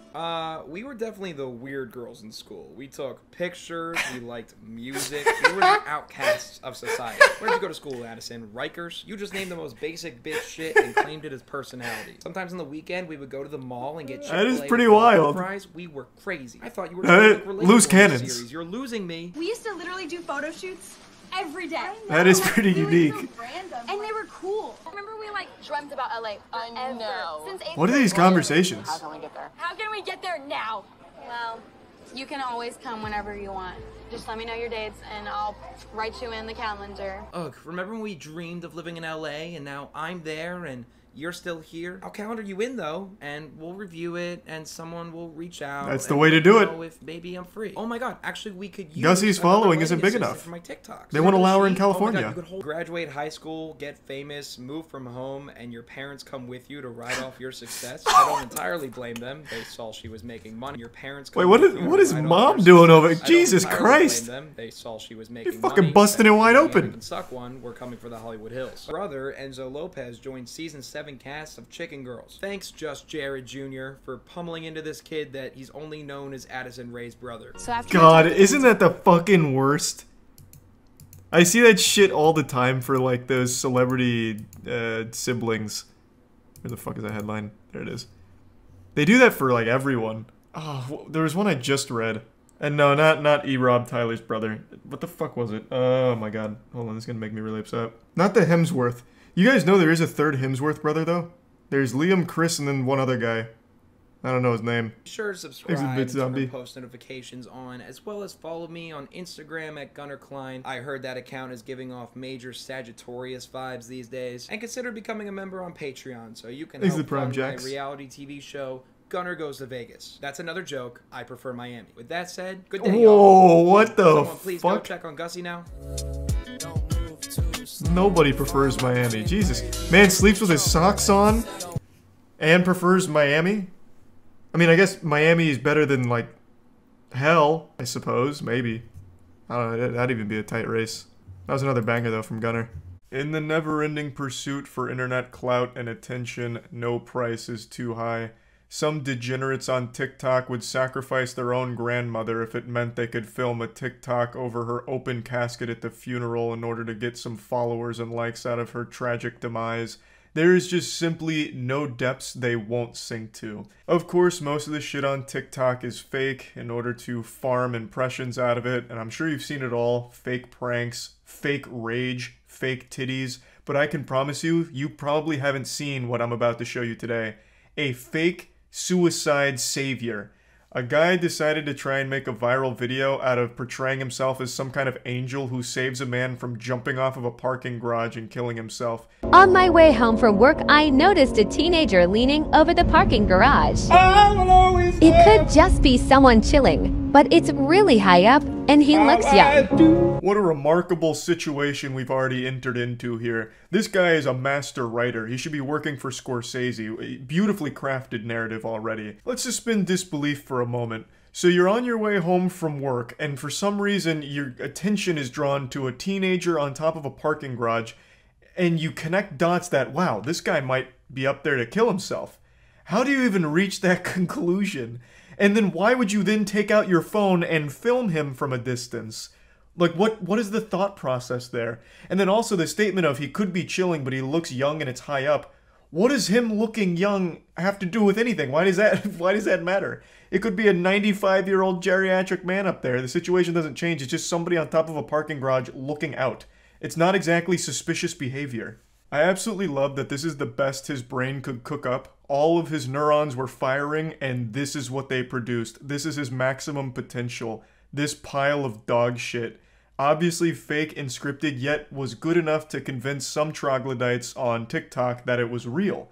And they were patting him on the ass, telling him that he's a hero, and that the Lord chose him as a guardian angel to save that guy's life. It was actually pretty sad to read, honestly. But yeah, he's now going up to the rooftop to have a conversation, a stern talking to with the man up top in order to try and save him. I'm going to go up there and just make sure everything is okay. Then I got there and noticed him pacing back and forth. Time to go talk. Then this happened.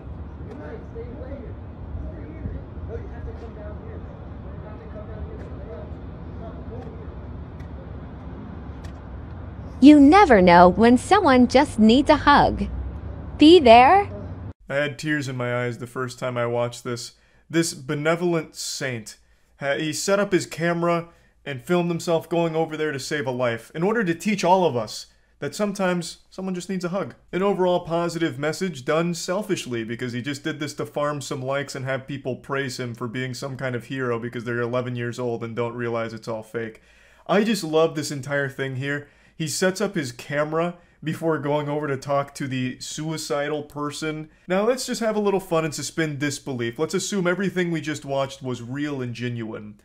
What a silly and whimsical idea from this guy to get his phone out before going to talk to him. Like, holy shit, this guy might actually kill himself. Where's my phone? Where's my fucking phone? I need to set this up properly. Oh, the lighting's bad. Hey, loser!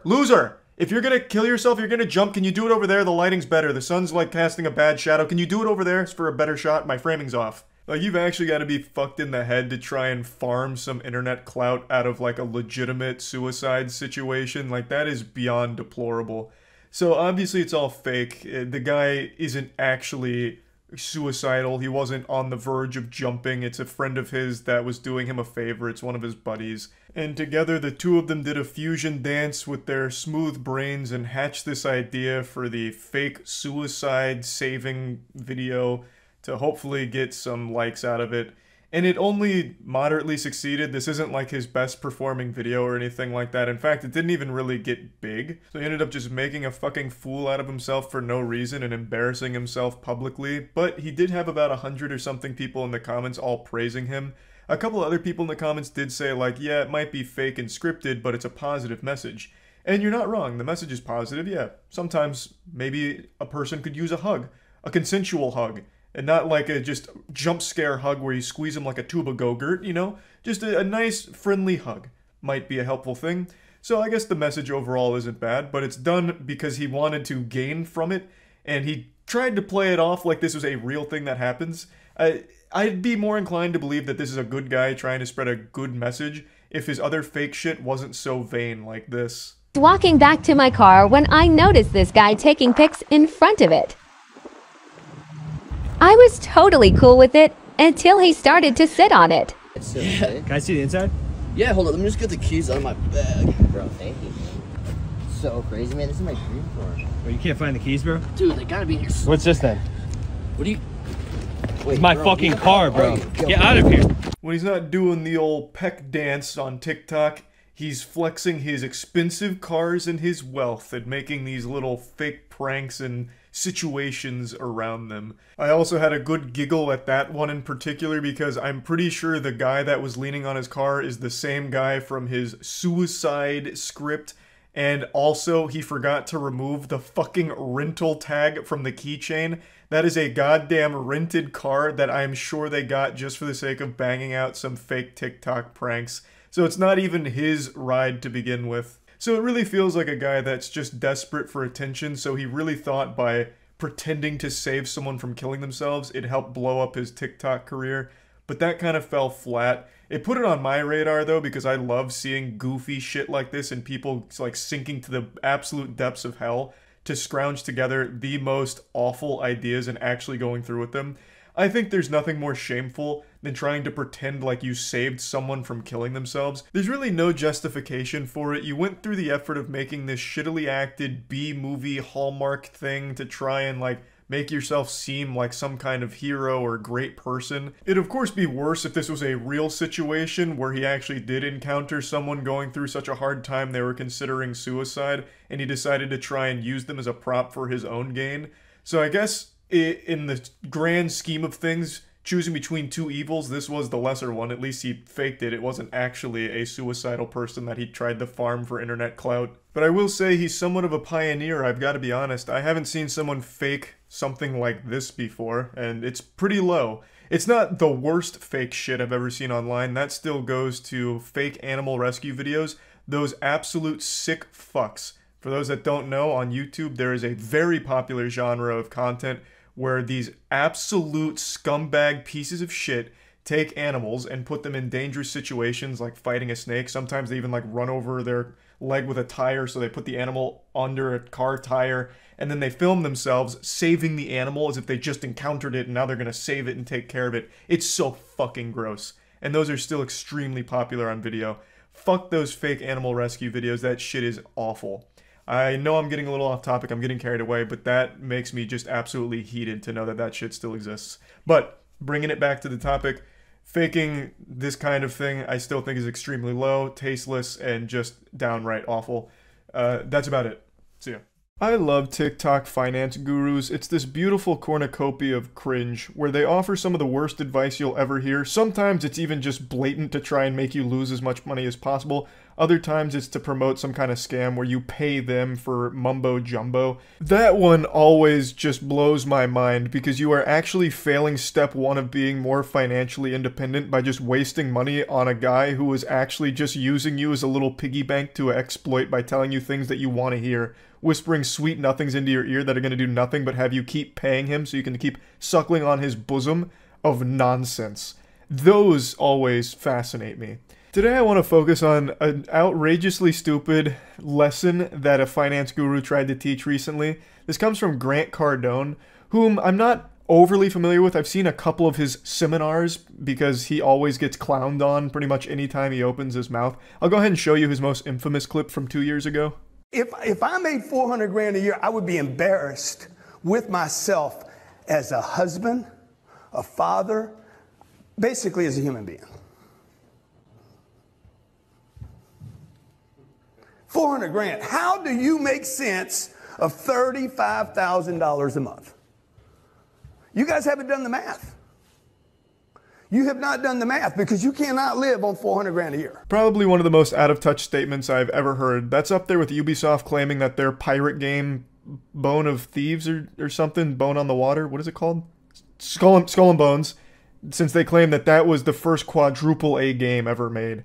Like, it is shocking just how delusional that statement is here from Grant Cardone. Now, I'm not dumb enough to think that he really believes that. This is one of those tough love approaches that a lot of gurus take because for some reason, some desperate men have like a humiliation kink where they want to be like talked down to and belittled. Like, you should be embarrassed as a man if you're not making 400 grand a year. Like, yeah, you're right, Grant, I really should be. Yeah, come on, keep telling me how fucking naughty I am for not making that much money. So he's just going through this grifting where it's like, if you're not making 400 grand a year, you're subhuman, you're a worm, you're pathetic, you make me sick. One of you come up here so I can beat your ass for not making 400 grand actually, please. The shit he's spouting is so over the top that I think it's pretty obvious that he doesn't actually believe any of it. $35,000 a month he claims you can't live off of. The fucking citizens of Narnia would recognize that that's a ton of money to be living off of, and they wouldn't even be familiar with our currency. So the point is, he's just saying the things he thinks people want to hear from this audience in order to try and make money off of them. Now, Grant Cardone made all of his money through real estate. He made an absolute killing, and he's a multi-millionaire now. And so he's changed his target to basically just trying to take advantage of desperate people that are looking to him to try and improve their financial security. But I'll tell you one thing, Grant Cardone is not giving you the tools to improve your financial situation. He's actually just making it worse for you because you're paying him. Like, you are losing money to get nothing in return. There's no value in any of the lessons I've ever seen him teach, especially not the one that I really want to focus on today. Every 15-year-old kid should be doing this right now. If you're getting an allowance of $300 a month, buy a piece of real estate that pays you $30 a month. Only use the 30, don't touch the 300. But how would a young, normal person get money? Allowance, side jobs, side hustles. I was 14 years old. I was working every weekend. I was mowing lawns, doing whatever I could to get some extra money. Hey, pal, you just blow in from Stupid Town? It's actually impressive just how much dog shit he was able to fit in only 20 seconds. That is an achievement, that he was able to drivel out so much trash in only 20 seconds. There's like a million things you can point out as being just blatantly wrong here. So let's go ahead and dive in. Let's perform a little colonoscopy on this. $300 a month allowance grant. Do you think that's normal? Do you think that that's the normal allowance that a child would get from their family? That is an absurdly high allowance. At that point, your family's already pretty well off. If you're getting $300 a month as a 15-year-old, why don't you just call over your butler Jeeves and ask him to grab a couple gold bricks out of the family safe? Then you've already succeeded as a millionaire. You don't even need Grant Cardone's advice on how to accomplish it. That is so fucking stupid as a number to be throwing around. But even setting aside that unrealistic pipe dream of an allowance as a 15-year-old at $300 a month, let's just say somehow you had that. Grant, as a 15-year-old, how are you going to start investing in real estate with $300 a month? You're never going to get approved for a loan as a 15-year-old that is getting $300 a month as an allowance. It's not even tied to a fucking job. So good luck finding any reputable place that's going to give you a loan for real estate. You are also 15 years old, so you can't even legally purchase real estate without someone co-signing with you. And $300 a month isn't a lot to start looking for real property. That's at best maybe like a $45,000 property that you could maybe get access to under the most unrealistic of circumstances. You're better off finding the Lucky Charms mascot's pot of gold than you are finding a house, any property at all, for $45,000 in America right now with the way the housing market is. That just doesn't fucking exist. But you know what? We'll continue to inhabit this ninth dimensional fucking wonderland that Grant Cardone's brain seems to be trapped in. Let's say you found it. You're not getting a loan. At $300 a month, you're going to have to do a down payment on this property, and that down payment's probably going to be multiple thousands of dollars, which you're not going to have from the $300 a month unless you had already previously saved up for a couple of years beforehand to afford this down payment. You can't do this. It's impossible. It's actually impossible. And Grant Cardone is a real estate multimillionaire. He knows this, but he thinks everyone that follows him is a stupid fucking bumbling Neanderthal. And he might be right, I guess, if anyone actually thinks this is legitimate advice that he spouts out of his fucking mouth. This is so foul. It's so wrong. It's unbelievable. I also hate that so many kids see this, and I bet there's a not small number of them that actually think this is what they should be doing, being told that this is what every kid needs to do in order to make money. And maybe one day down the road, against all the odds, a 15-year-old does actually succeed and become a landlord. My heart breaks whatever family has to deal with that nightmare, that hell. In between tilted tower drops on Fortnite and playing Roblox with the squad, he then goes and collects money from his tenants. Oh, God, that's so miserable to even think is a possibility. But in Grant's world, he thinks that's what kids should be doing. It's actually incredible how often the financial guru advice boils down to step 1, start rich, or step 1, don't be poor. And he's even brainwashed his own daughter. Like, she does some videos on his TikTok page, and I'm not here to, like, insult her or anything. It's definitely not her fault. She's, like, 15 years old. But her father has really convinced her that this is, like, a normal thing that every kid has access to. So she posted a video about how she's going to be a millionaire before she's 20, and gave advice to kids her own age on how to accomplish a similar feat. I'm gonna be a millionaire before I'm 20, and this is how. I work for my dad's company. I have a contract with them, and I get paid every month. That money then goes into real estate, where I get some passive income I get to go spend. I'm just gonna stop it right there because the entire tutorial is I work for my dad's company. That's how I'm going to be a millionaire by the time I'm 20. And it's not like she really works for the company. She gets an allowance from her father, which is like 50 grand a year, at least according to TikTok, where he's giving her like bonuses based on performance of TikTok videos. So the advice is literally be born to a rich family. Like, that's not something most people can follow. 99% of the population is going to fail step 1 there because they literally can't just work for their dad's multi-million-dollar company. It's not feasible. And yet, this entire page, Grant Cardone's entire online career is built around selling this kind of nonsensical idea. Oh, it's so easy, everyone can be rich, just give me money and I'll unlock the secrets for you. And then the secret is basically, hey, don't be poor. Invest in real estate at 15 years old with your $300 a month allowance. What, you guys weren't doing that already? It's so easy, come on. But anyway, I just wanted to shoot some spitballs at Grant Cardone a little bit here today. That's really about it. See ya. Hi there. I keep getting asked to talk about the Tide Pod Challenge, so I'll talk about that for a moment. For those of you who don't know what it is, it's where you eat a Tide laundry detergent pod, take a video and post it online, because apparently our species is devolving, and because the Tide Pods are colorful, that means they look like candy. Now, I think it's fucking dumb. That's nothing new, that's not a groundbreaking, valuable insight or perspective, it's not reinventing the wheel, it's not opening any third eyes. I think that's an opinion shared by anyone with common sense. But I do think I'm at that age where I just don't understand the new generation. I really don't get people that are younger than me anymore. I don't understand their music with their Lil Pumps and their nonsense mumble rap that you have to walk through Google Translate just to even get it in English, and I don't even think it was ever in English in the first place. I think Google Translate just has doomsday protocols where if it can't make out what you type in, it just throws up the closest English word to whatever verbal queefing came from the rap song. I don't get why every rap song has to treat everyone like a child by teaching us what certain things sound like. For instance, the biggest one being guns. The gun goes bang, bang, brat, brat, and then coming through on my car, skirt, skirt. It's just so fucking childish. It's some elementary school shit, like when you press a button on one of the toys to tell you what a cow sounds like. I don't understand why everything is savage and lit now.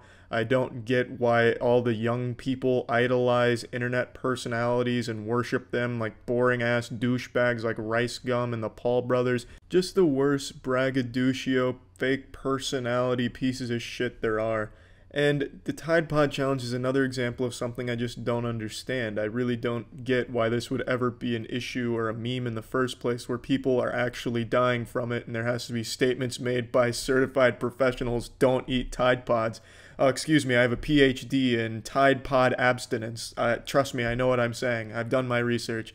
It's just fucking dumb, you know? Why do you need a fucking Tide Pod avoidance expert to come on TV and tell you not to eat them? Now, since the Tide Pod challenge has taken off in a big way, the poison control's hotlines have been ringing off the hook like a fucking 2004 radio station being requested Green Day songs by callers. And I'm no stranger when it comes to poison control. In fact, recently, about a month ago, a big fucking flying cockroach crawled up from my bathtub drain, and I had to battle with that motherfucker. It was like a clash of titans. It was some David versus Goliath shit. It was biblical. Cockroach, of course, being David, me being Goliath, even though I'm short enough where the cockroach and I would probably be eye level if on an even playing field. But anyway, for the sake of the story, I was Goliath, it was David, and I managed to trap it in a bucket. And the cockroach was definitely fast enough. It definitely had maxed out agility, 99 there. And if I had lifted that bucket, I don't think I would have been able to hit it in one swift motion and smash it. So instead, I turned to Snapchat after I trapped it, and I was asking for suggestions on how to kill it. Tried filling up the bathtub with water and drowning it. It could swim. Of course, it probably fucking brought scuba gear. It was well equipped. This was a special ops cockroach. Long story short, after a lot of other Scooby-Doo-esque suggestions, it wasn't enough to kill it.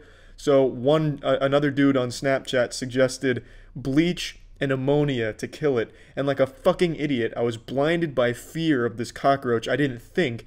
And I did bleach and ammonia, and for those of you who don't know, it creates chlorine gas, which is, it's fatal. It could be fatal. So I'm fucking sitting there in my bathtub making chlorine gas, which, you know, it does kill the cockroach, luckily, but then I've got this fucking issue of, well, I've just poisoned my whole fucking bathroom, so call poison control and take care of that.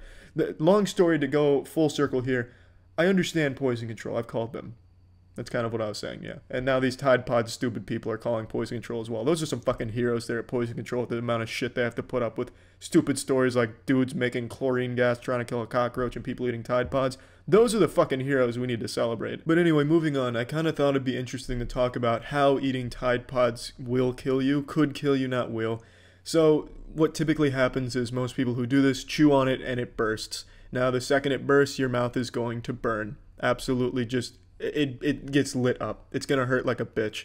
If you swallow the detergent like some brave soldiers out there have done, it can burn your esophagus, burns your stomach lining. Most of the time you're going to puke it up. Almost 100% of the time you're going to puke it up.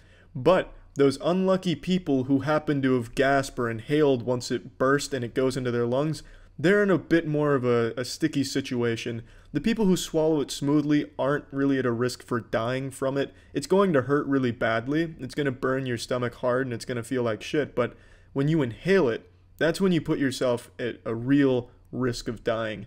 So it can burn your lung lining, obviously, but what can happen when that happens is it starts filling up with fluid, and then you've got a lot of respiratory shit that's about to go wrong, and that's when people die from it. Mostly kids. Kids die from it, but some teenagers have died from the Tide Pod challenge as well, and that's how. It's not really from swallowing it, which does hurt you and can cause some long-term damage, but it's not typically fatal. It's when it gets into your lungs where you have the real issue. Not that that makes it okay to do it as long as you keep your fucking nose plugged and you don't breathe while you do it. That doesn't make it okay. Because, I mean, obviously it still carries that very big risk. But the people in these stories like this I feel most bad for aren't the dumb people that were stupid enough to do the Tide Pod challenge. It's the people that get affected if they die from it. It's embarrassing, really, more than anything. Like, shit. No one's going to want to tell your story how it actually happened. No one is going to want to say, you know, how'd you lose your brother? Well, it was the Tide Pod challenge. That's just embarrassing. That's fucking sad more than anything. So if you're going to take the Tide Pod challenge, at least have a story backed up in case you do die from it. A good story. One that your family would be proud to tell. Something like, oh, you know, how did Jefferson die? Well, our neighbor's house caught on fire and he heard 2 cats inside and 3 children crying. The parents weren't in there, so he busted in there like the hero that he was in the flames. And then there was ninjas in there as well, so he had to fight off the ninjas while inhaling all the smoke in the flames. He managed to get all of them out alive, but unfortunately he perished. See, like, that's a good story to tell. It's a lot better than saying you died from a Tide Pod. But yeah, anyway, that's really all I got to say about the whole Tide Pod challenge thing going on. I'm excited for 2018's newest trend that'll be taking off soon. I suspect it'll be something like snorting cyanide challenge. That'll be fun. But yeah, that's it. See ya. Another day, another awful TikTok challenge. The one we're talking about today is Devious Licks. And I actually think this is worse than the Tide Pod challenge, if you guys remember that, where kids were just eating Tide Pods and killing themselves or burning their stomachs. I actually think Devious Licks is worse than that, because at least Tide Pods, they're only hurting themselves.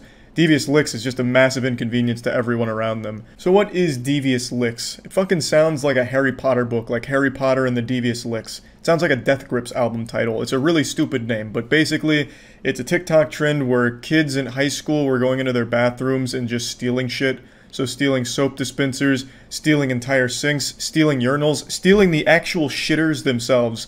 There were actual kids just unscrewing the shitter, used, poopied, pee-peed in toilet, stealing that and taking it with them to their house. I can only imagine the immeasurable disappointment the parents must feel when they find that hidden treasure their kid brought home, because it's gonna smell like asshole. It's a fucking toilet. So they walk in there and they see that their kid's not only a thief, but the dumbest thief on earth. They stole a useless biological hazard. You can't even sell the toilet. Like, there's nothing you can do with it except just throw it away. Now, Devious Licks wasn't limited to just stealing. No. It was much more elaborate than that, because if you couldn't steal something from your bathroom, you just destroy everything. You go full caveman brain and just break everything and call it a Devious Lick. So that's basically the trend. And as it continued to grow, it transcended the quarantine zone of the high school bathroom. It went from the bathroom to just the school in general, so they started stealing things like sinks outside of the bathroom, they'd steal lockers, they'd steal cars. It basically was just vandalism at the school property, and this shit's been fucking wild. The only thing I've ever stolen from school is this little bad boy right here, and I had to go out of my way to find him, but I remember stealing this. It's a little snowman Pez dispenser. He's pretty playful, he's pretty cool.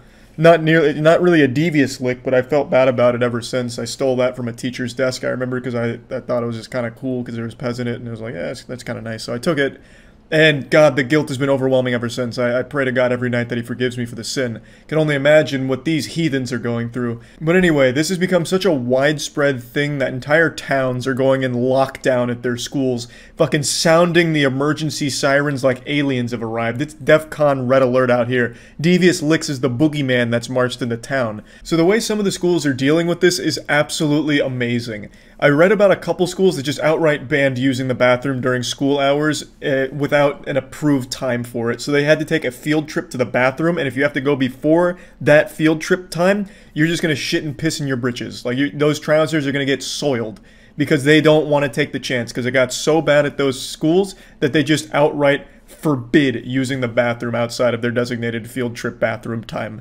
And then the more common one that I'm seeing is you are not allowed to use the bathroom without a school-approved chaperone to be there to make sure that you're not doing anything devious in there. These are high schoolers, mind you, and their brains have been rotted so drastically by TikTok that they're now not allowed to use the bathroom without a fucking bodyguard to monitor them, because they can't be trusted to behave themselves while tinkling. It's crazy. Now, I wanted to show you a few devious licks that I found on TikTok, but I didn't record them in time. TikTok has banned all devious licks and the accounts associated with most of them, so all of those are now just lost to the fucking cyberspace, the cyber shadow realm. So I'm just going to show you a short compilation from Know Your Meme that did like a few of the bigger ones that were viral on TikTok, so that way you can at least get an idea of what these looked like. This licks refers to a trend where TikTokers steal school equipment and flaunt it like trophies for all of TikTok to see, with everything from soap dispensers to security cameras on the line. The trend began on September 6th when a TikToker posted a video pulling a hand sanitizer dispenser from a backpack alongside the text, "Only a month into school," and got this absolute devious lick, as if celebrating school's return with the steal. The video got high school and college kids around TikTok excited, and within days, users were going viral left and right, showing off their devious licks, aka stolen goods. Some examples include a full microscope, a computer, a functioning paper towel dispenser, and an entire fire alarm ripped right from the wall. Some have taken the trend outside school walls. As the guy mentioned, it did go beyond schools. Kids started stealing shit from all over the place and just calling it a devious lick, like movie theaters, churches, and things like that. So it wasn't just limited to schools, but that was absolutely the bulk of it. And it's been in the headlines for the last couple of days because it has been a huge deal for a lot of schools. It causes a lot in damage, and it's a massive inconvenience to the entire class because you're missing fucking entire toilets, A, and B, your school now has to have designated pee-pee times. So you better hope that your bathroom schedule lines up with the school's now. So obviously these kids were pretty proud of the things they stole, so they weren't shy of showing their names and faces with a lot of the shit, which has of course led to a lot of kids getting expelled for it. Imagine getting expelled because you were competing in a TikTok challenge to steal your school's paper towels. Like, how pathetic. Now, the thing is, you don't make any money off this. So these kids were doing it just for this idea, this wet dream of clout. On TikTok, these accounts weren't making anything. You have to like sign up for a TikTok partner program, and even then I think it's like $1 per 10 million views, which these were not getting, by the way, except for a couple. So it's not like they were really making money from doing this. They got expelled for nothing and got laughed at online by everyone except the brainwashed douchebags that were cheering them on in the TikTok comments. So that like brief dopamine hit of, oh, look at these 10 likes on TikTok, was probably not worth getting expelled, but maybe I'm wrong. You know, maybe I just haven't felt that true euphoric dopamine from a devious lick. You know, maybe that's what I'm missing. But yeah, a lot of these students have been expelled. They've been identified and publicly shamed in a lot of cases. So yeah, pretty rough, but they did it to themselves. It's a stupid fucking trend. It's really dumb. Somehow the bar keeps getting lower and lower for TikTok. Like, the second you think they hit rock bottom with the worst content ever, they find a way to break through that plateau and find something even more stupid and fucking awful. But yeah, I imagine now that TikTok has banned devious licks, it's going to die right then and there. Because obviously they were only doing this for attention online, and since they won't be able to get that fixed, they won't bother. Or maybe I'm wrong. Maybe they were stealing from the bathroom just for the love of the sport. They just fucking loved collecting used urinals, you know? Like, hey, Charlie, don't you ever fucking say that again. I don't care about the TikTok clout. I stole this urinal because I fucking love to drink out of it. It's a great goblet. This is my new chalice. You know, I guess it's possible. I mean, I'm sure there's people out there that love that shit. But yeah, I guess we'll see. Maybe a month from now, every bathroom near a high school will just be completely ransacked and dilapidated, and written in blood on the wall, it'll say devious licks. You know? Who knows? I imagine it's probably done now that it's banned, but we'll see. That's about it. See ya. Today I learned about an inspiring story of one man's unwavering determination in order to accomplish his dreams and then finally succeeding.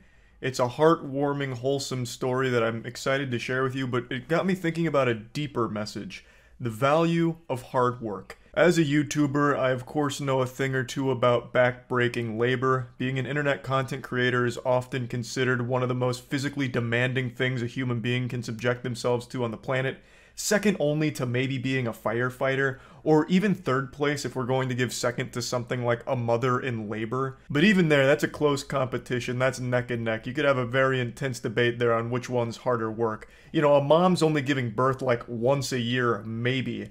I'm giving birth every day to a brand new YouTube video. So, you know, we don't need to get into the weeds of it. The point is, going out there, entering turbo mode plus ultra and giving it 150%, just putting your best foot forward to work towards a dream is something beautiful. And for some reason, a lot of people these days are very defeatist, like, you know, kicking sand and saying, it doesn't matter how hard I work, I won't accomplish, you know, what I want to, my goals in life. And to that I say, bah humbug. I spit on that. It's like you've never watched anime and the power of never giving up. So I want to make you believe in dreams again. I want to show you the story of Josh Nally. I don't know how many of you have heard of his story, but it's pretty inspiring. Josh is a TikTok content creator who hatched an absurd idea a year ago. An idea so extreme people called him crazy. Said, this man's lost his marbles. He doesn't know his ass from his elbow. This is such a dumb idea. But you know what Josh said in response to that? Nothing. He put his head down and went on that Sigma male grind set and committed to the dream, the goal that he set for himself. You see, Josh Nally wanted to be a professional corpse. He came up with the idea of pretending to be dead every day for a year in the hopes that it would eventually land him a spot on a television show or movie as a dead body.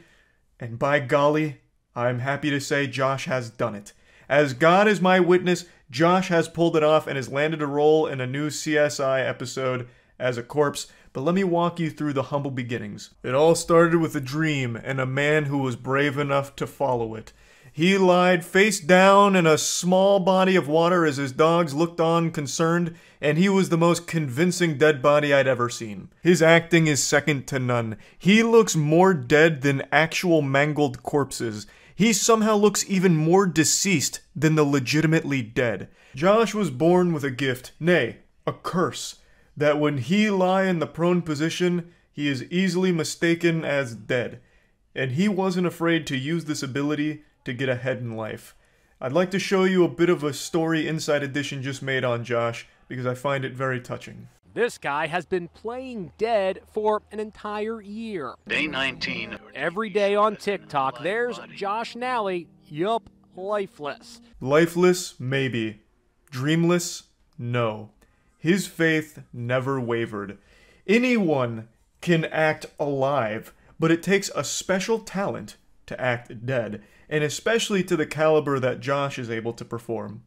Day 50, playing unalive. Let's see if I can't maybe get into a movie or television show. Did he say TV show? Well, guess what? It worked. All of the hard work, the year-long commitment that Josh put into this art form paid off. He was contacted by CSI Vegas, and they recognized the skill. They needed him, so they begged him, groveled at his feet, praying that he would accept their offer to be a corpse on their show. And Josh, he said yes. So he flew out to Hollywood, and he got his role in the show. They got him in makeup. He's in like a body bag that's opened, and he was very happy with it. His big moment airs tonight, but we've got a sneak peek behind the scenes. Couldn't resist asking Josh to play dead one more time. This is how I play dead. I'm never too big of a fan of people asking someone to do like their signature move or whatever, because it just feels like that whole dance monkey dance thing, do the thing. Like, yeah, I just never really appreciate when someone does that. But when you have what Josh has, it's hard to fight that urge to ask him to play dead just one quick time. Just for the one time. And you could even see in the background, the person behind him couldn't help but peek over and take a look at Josh as he was performing his play dead stunt. I have no doubt when he does the TikToks, he draws a giant crowd. All of them scratching their chin wondering, is this man dead? And that's the whole idea of it. And honestly, I just think it's commendable. He committed to a year long of this little fun shtick. It's outrageous idea, something I've never seen done before. And he accomplished exactly what he set out to accomplish, and I think that's just overall great. But this is not the only example of hard work paying off that I'd like to highlight today. If you were on Twitch yesterday, you may have noticed a new kind of stream pop off, a particular genre that really went hard yesterday. A brand new streamer hit the scene in a big way. Her name is Eileen. Now, Eileen had a pretty interesting idea as well, to try and carve out her own niche on the platform as well as gain a lot of followers quickly. She must have been taking notes on a previous streamer I've talked about and pulled a page out of her playbook. I'm talking about the streamer who had sex on stream, got a 7-day ban, and came back bigger than ever. Well, at least bigger than she was previously. Eileen, however, didn't have sex on stream. She instead went fully nude and masturbated on stream, in front of 5,000 viewers, all looking on with a smile on their face and confusion in their hearts, wondering, how is this happening right now on Twitch? Or at least, that's what you were led to believe. The truth is, this channel never actually had 5,000 viewers during her masturbation. That was a claim that was falsely made on Livestream Fail. That is not the actual number. According to the Twitch tracking sites, the peak was around like 300, so that claim's wrong. But she really did spread her full asshole on stream and masturbate fully nude for the camera. And it was live for about 30 to 45 minutes based on all of the Twitch tracking sites that I've seen. That's about the average that I'm seeing. The question on everyone's mind, as they looked into Eileen's butthole, they couldn't help but wonder, how long is her ban length going to be? Because the streamer that fucked on stream got 7 days. What Eileen did wasn't super different. Is she also going to receive 7 days, or will this be a permanent ban? And I'd like to weigh in on this because I think this is a pretty open and shut case of a permaban. The account was created on November 3rd with the sole purpose of having this viral stunt. I'm pretty sure this was all manufactured from the get-go, and I'm also fairly confident that Eileen, the person in the video, was never actually like the one behind this. I would imagine this was taken from another cam site. They just took that cam girl's video and broadcast it on Twitch for this account, and then the post went viral because it's been such a talking point recently. Since there was a streamer that did fuck on stream, that was an actual streamer that did that, and it was a great publicity boost for her, and she benefited from it. So I imagine the idea here was to try and make that happen again on this account, and it's somewhat worked. At least in terms of a conversation regarding Twitch's policy on sexual content. The Eileen1 account here wasn't promoting an OnlyFans, it wasn't promoting an Instagram or anything like that, and there's nothing even linked to Eileen1 elsewhere outside of Twitch, so this really seems like it was just like a one and done thing for the sake of having like a viral controversy, I guess.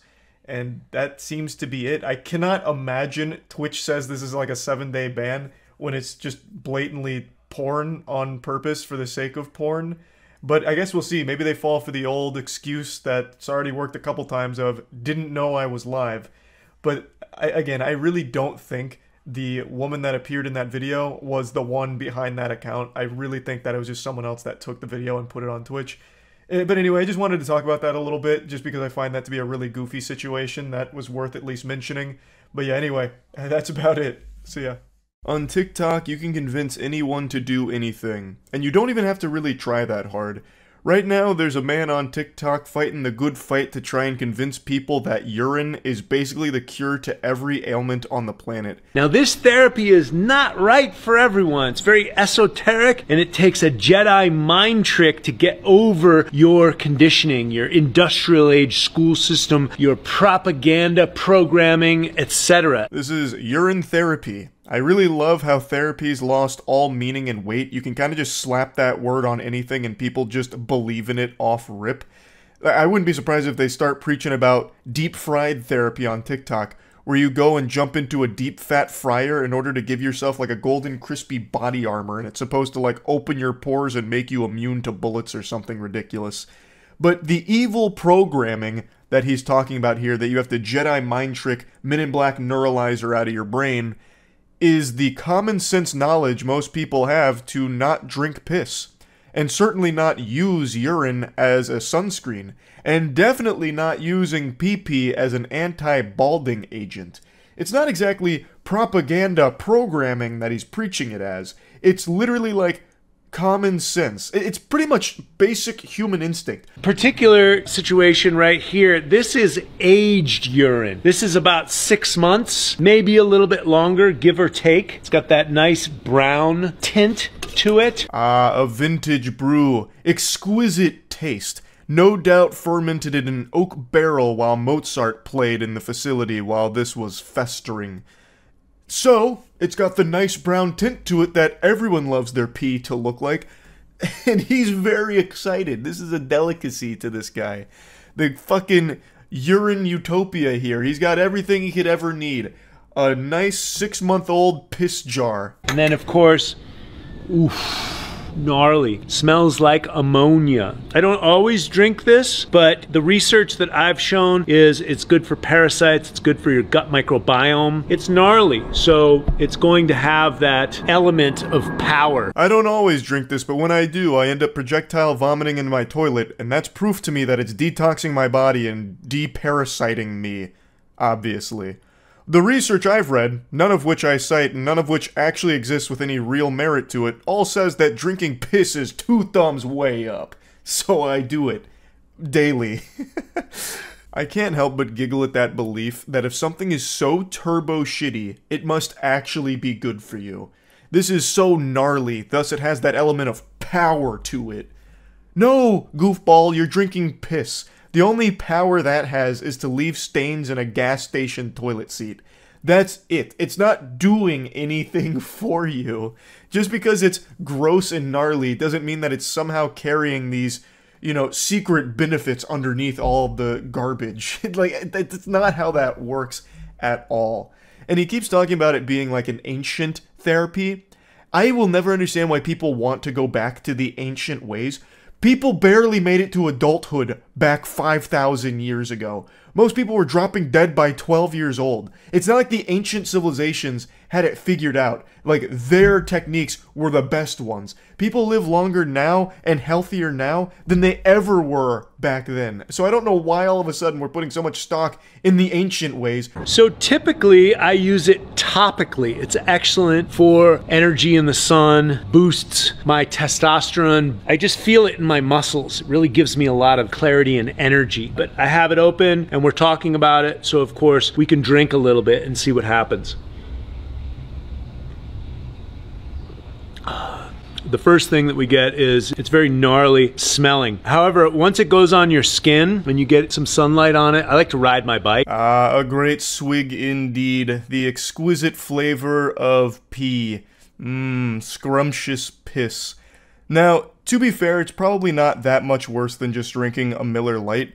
But the thing is, at least Miller Lite's not preaching all of these ridiculous health benefits that he's about to drone on about, all of which are a bunch of fucking hooey. And then he starts lecturing about how he uses his 6-month-old piss as a lotion, like basically a sunscreen, and how it like helps make his muscles feel better and he gets like a pump out of it and all kinds of just nonsense gobbledygook. Put it on my body, either lay out here at the pool or put it on my body and go out for a ride in my bike, even when it's 110, 115 degrees out here. I mean, I know how powerful this is for me. It's not the greatest tasting delicacy on the planet, but it's kind of like eating oysters or uni, sea urchin. I know it's good for me. It's loaded with minerals. It's not good for you. Like, that's something that's reserved for a life or death situation where you need piss to survive. This isn't something that you just wake up and do as part of your daily morning routine. That is so outrageous. He just really thinks for some reason it's good for him because he let his fucking pee sit in a jar for 6 months and now is drinking it and using it as sunscreen. Now, he doesn't need to age his urine. He is fine just pissing and drinking it every morning like fresh urine. Right from the source, you know, ethically sourced pee from his cock. He's fine doing that. It's not necessarily the aging that he thinks makes it good for him. He just really thinks drinking urine and using urine in a variety of different ways is just like the best thing for you. Inexplicably. It's so ridiculous. And he talks about how he like puts it on his body and then goes for like a bike ride. My heart breaks for any unfortunate souls that happen to just be walking down the sidewalk when this guy rides by on his bike. I can't even imagine the smell. That must be unfathomable. Like having your senses assaulted by 15 dump trucks all unleashing that Methodist right to your nose. Like you could probably smell this guy coming from a mile away, wearing 6-month-old dried piss as a cologne as he's on his bike ride, his morning commute. Like that scene in SpongeBob with like taking the stink with him. It's crazy how awful that must be. Cell salts, amino acids, stem cells, antigens, antibodies. But the way I like to use it ultimately is topically. So you put a little bit in your hand there, and then you just rub it on your skin. And so once it's out in the sun for a little while, it mixes with your own pheromones and it smells like perfume. I highly fucking doubt that. I imagine you just smell like piss. Look, the logic there makes no sense. He even opens that jar and says that it smells gnarly. So how would you take something that smells gnarly, put it on your body, and then all of a sudden it magically turns into something that's like perfume? That's the whimsy of urine therapy, I suppose, the magical mystique of it. He throws out a lot of buzzwords about the benefits that urine has with the antigens and the stem cells and all of that. And I decided to look into it. There's like some research about some of the stuff that is in urine, but none of it recommends ever consuming it or using it on your body in any way because at the end of the day, it's waste. It's literally just your body's waste. Yeah, it has some shit in it that is like, if you're dumb, like an actual Neanderthal brain, sounds like it's gonna be good, like stem cells. But what you don't realize is it's not like you drinking that urine is somehow like blasting your whole body with stem cells from piss. It's a little musky, if you will. And so this is what gives me excellent color. And I don't always practice this, but when I do, it makes me feel great. So I took some time to create some jars earlier last year. See me getting it on his legs. I like to get it in where my lymph nodes are. So in the creases of my elbows, behind my knees, on my ankles, where the sun hits me the most, my shoulders. Now, of course, he's not the only enthusiast of pee-pee. There is an entire community of urine therapy cultists that swear by it. Like, they love this. Like, they really think they're becoming superhumans, beating every possible ailment ever just through piss. It's like the ultimate panacea to them. But that raises an important question. Why not poop? Why is it only reserved for urine? Why doesn't this extend to the butthole as well? Why is this guy not a shit-eating specialist? Why isn't he preaching the gospel about the hidden benefits of feces consumption? I'll tell you why. It's because they're all cowards. When you drink piss, you're not usually going to make yourself super sick from it or anything, so it's a little safer. But when you eat shit, you can make yourself sick. So they're just afraid. If you want my respect, you'll start eating poop as well. So this guy says he gets up most mornings and drinks some pee. Well, how about you drink that pee and wash that pee down with some poop? Then I'll be impressed. You tell me when this guy starts using poop as a sunscreen. Like, it's probably even better than urine in that respect. It's a little thicker so you can get like a nice good lather on it. Yeah, then I'll say maybe this guy's onto something. This whole fucking thing is so ridiculous. Like, it's so ridiculous that you can just make an argument for actually anything and have people believe it. Even drinking their own piss and using it as sunscreen. I know people that wash their hair with it. They have gotten rid of some premature balding. It's used for all sorts of stuff. I don't make any claims. I just love it. And I've been using it for 20 years. And I love the way it makes my skin look and my muscles feel. How in the fuck would urine on your scalp prevent premature balding? If anything, it would scare the follicles into submission even quicker. The follicles would kill themselves if they started getting drowned in piss. Like, that's such a ridiculous thing to say. And then he goes on to say that he's not making claims, even though this is exactly what you're doing. These are claims you're making. Like, that's exactly what's happening here. So every morning I pee in a mason jar and I drink it. I put it in a neti pot and I clean my nose with it. If you want to age it, this is a 64-ounce wide mouth mason jar. I don't really need the piss brewing tutorial, to be honest. It's pretty self-explanatory. Pee in a jar, let it sit for 6 months. Like that, I think anyone in the world can follow that with no problems and no education required for that. Also, that's gotta be the worst breakfast of champions I've ever heard. Waking up every morning to piss in a jar and drink it. That's atrocious. What an awful start to the day. And then he says that he uses his pee in a neti pot to clean out his sinuses. That's galaxy brain. Brother, this isn't a therapy, you've got a fetish. For tight muscles, pain, not making any claims whatsoever. I just experienced this and it feels amazing in the sun. You pretty much get the idea. That's the whole pitch here on urine therapy. You convinced yet? I know I'm not. So, I just had to share this. I saw this earlier today, and it is just a baffling video and concept that he's talking about here. I had to talk about it. That's about it. See ya.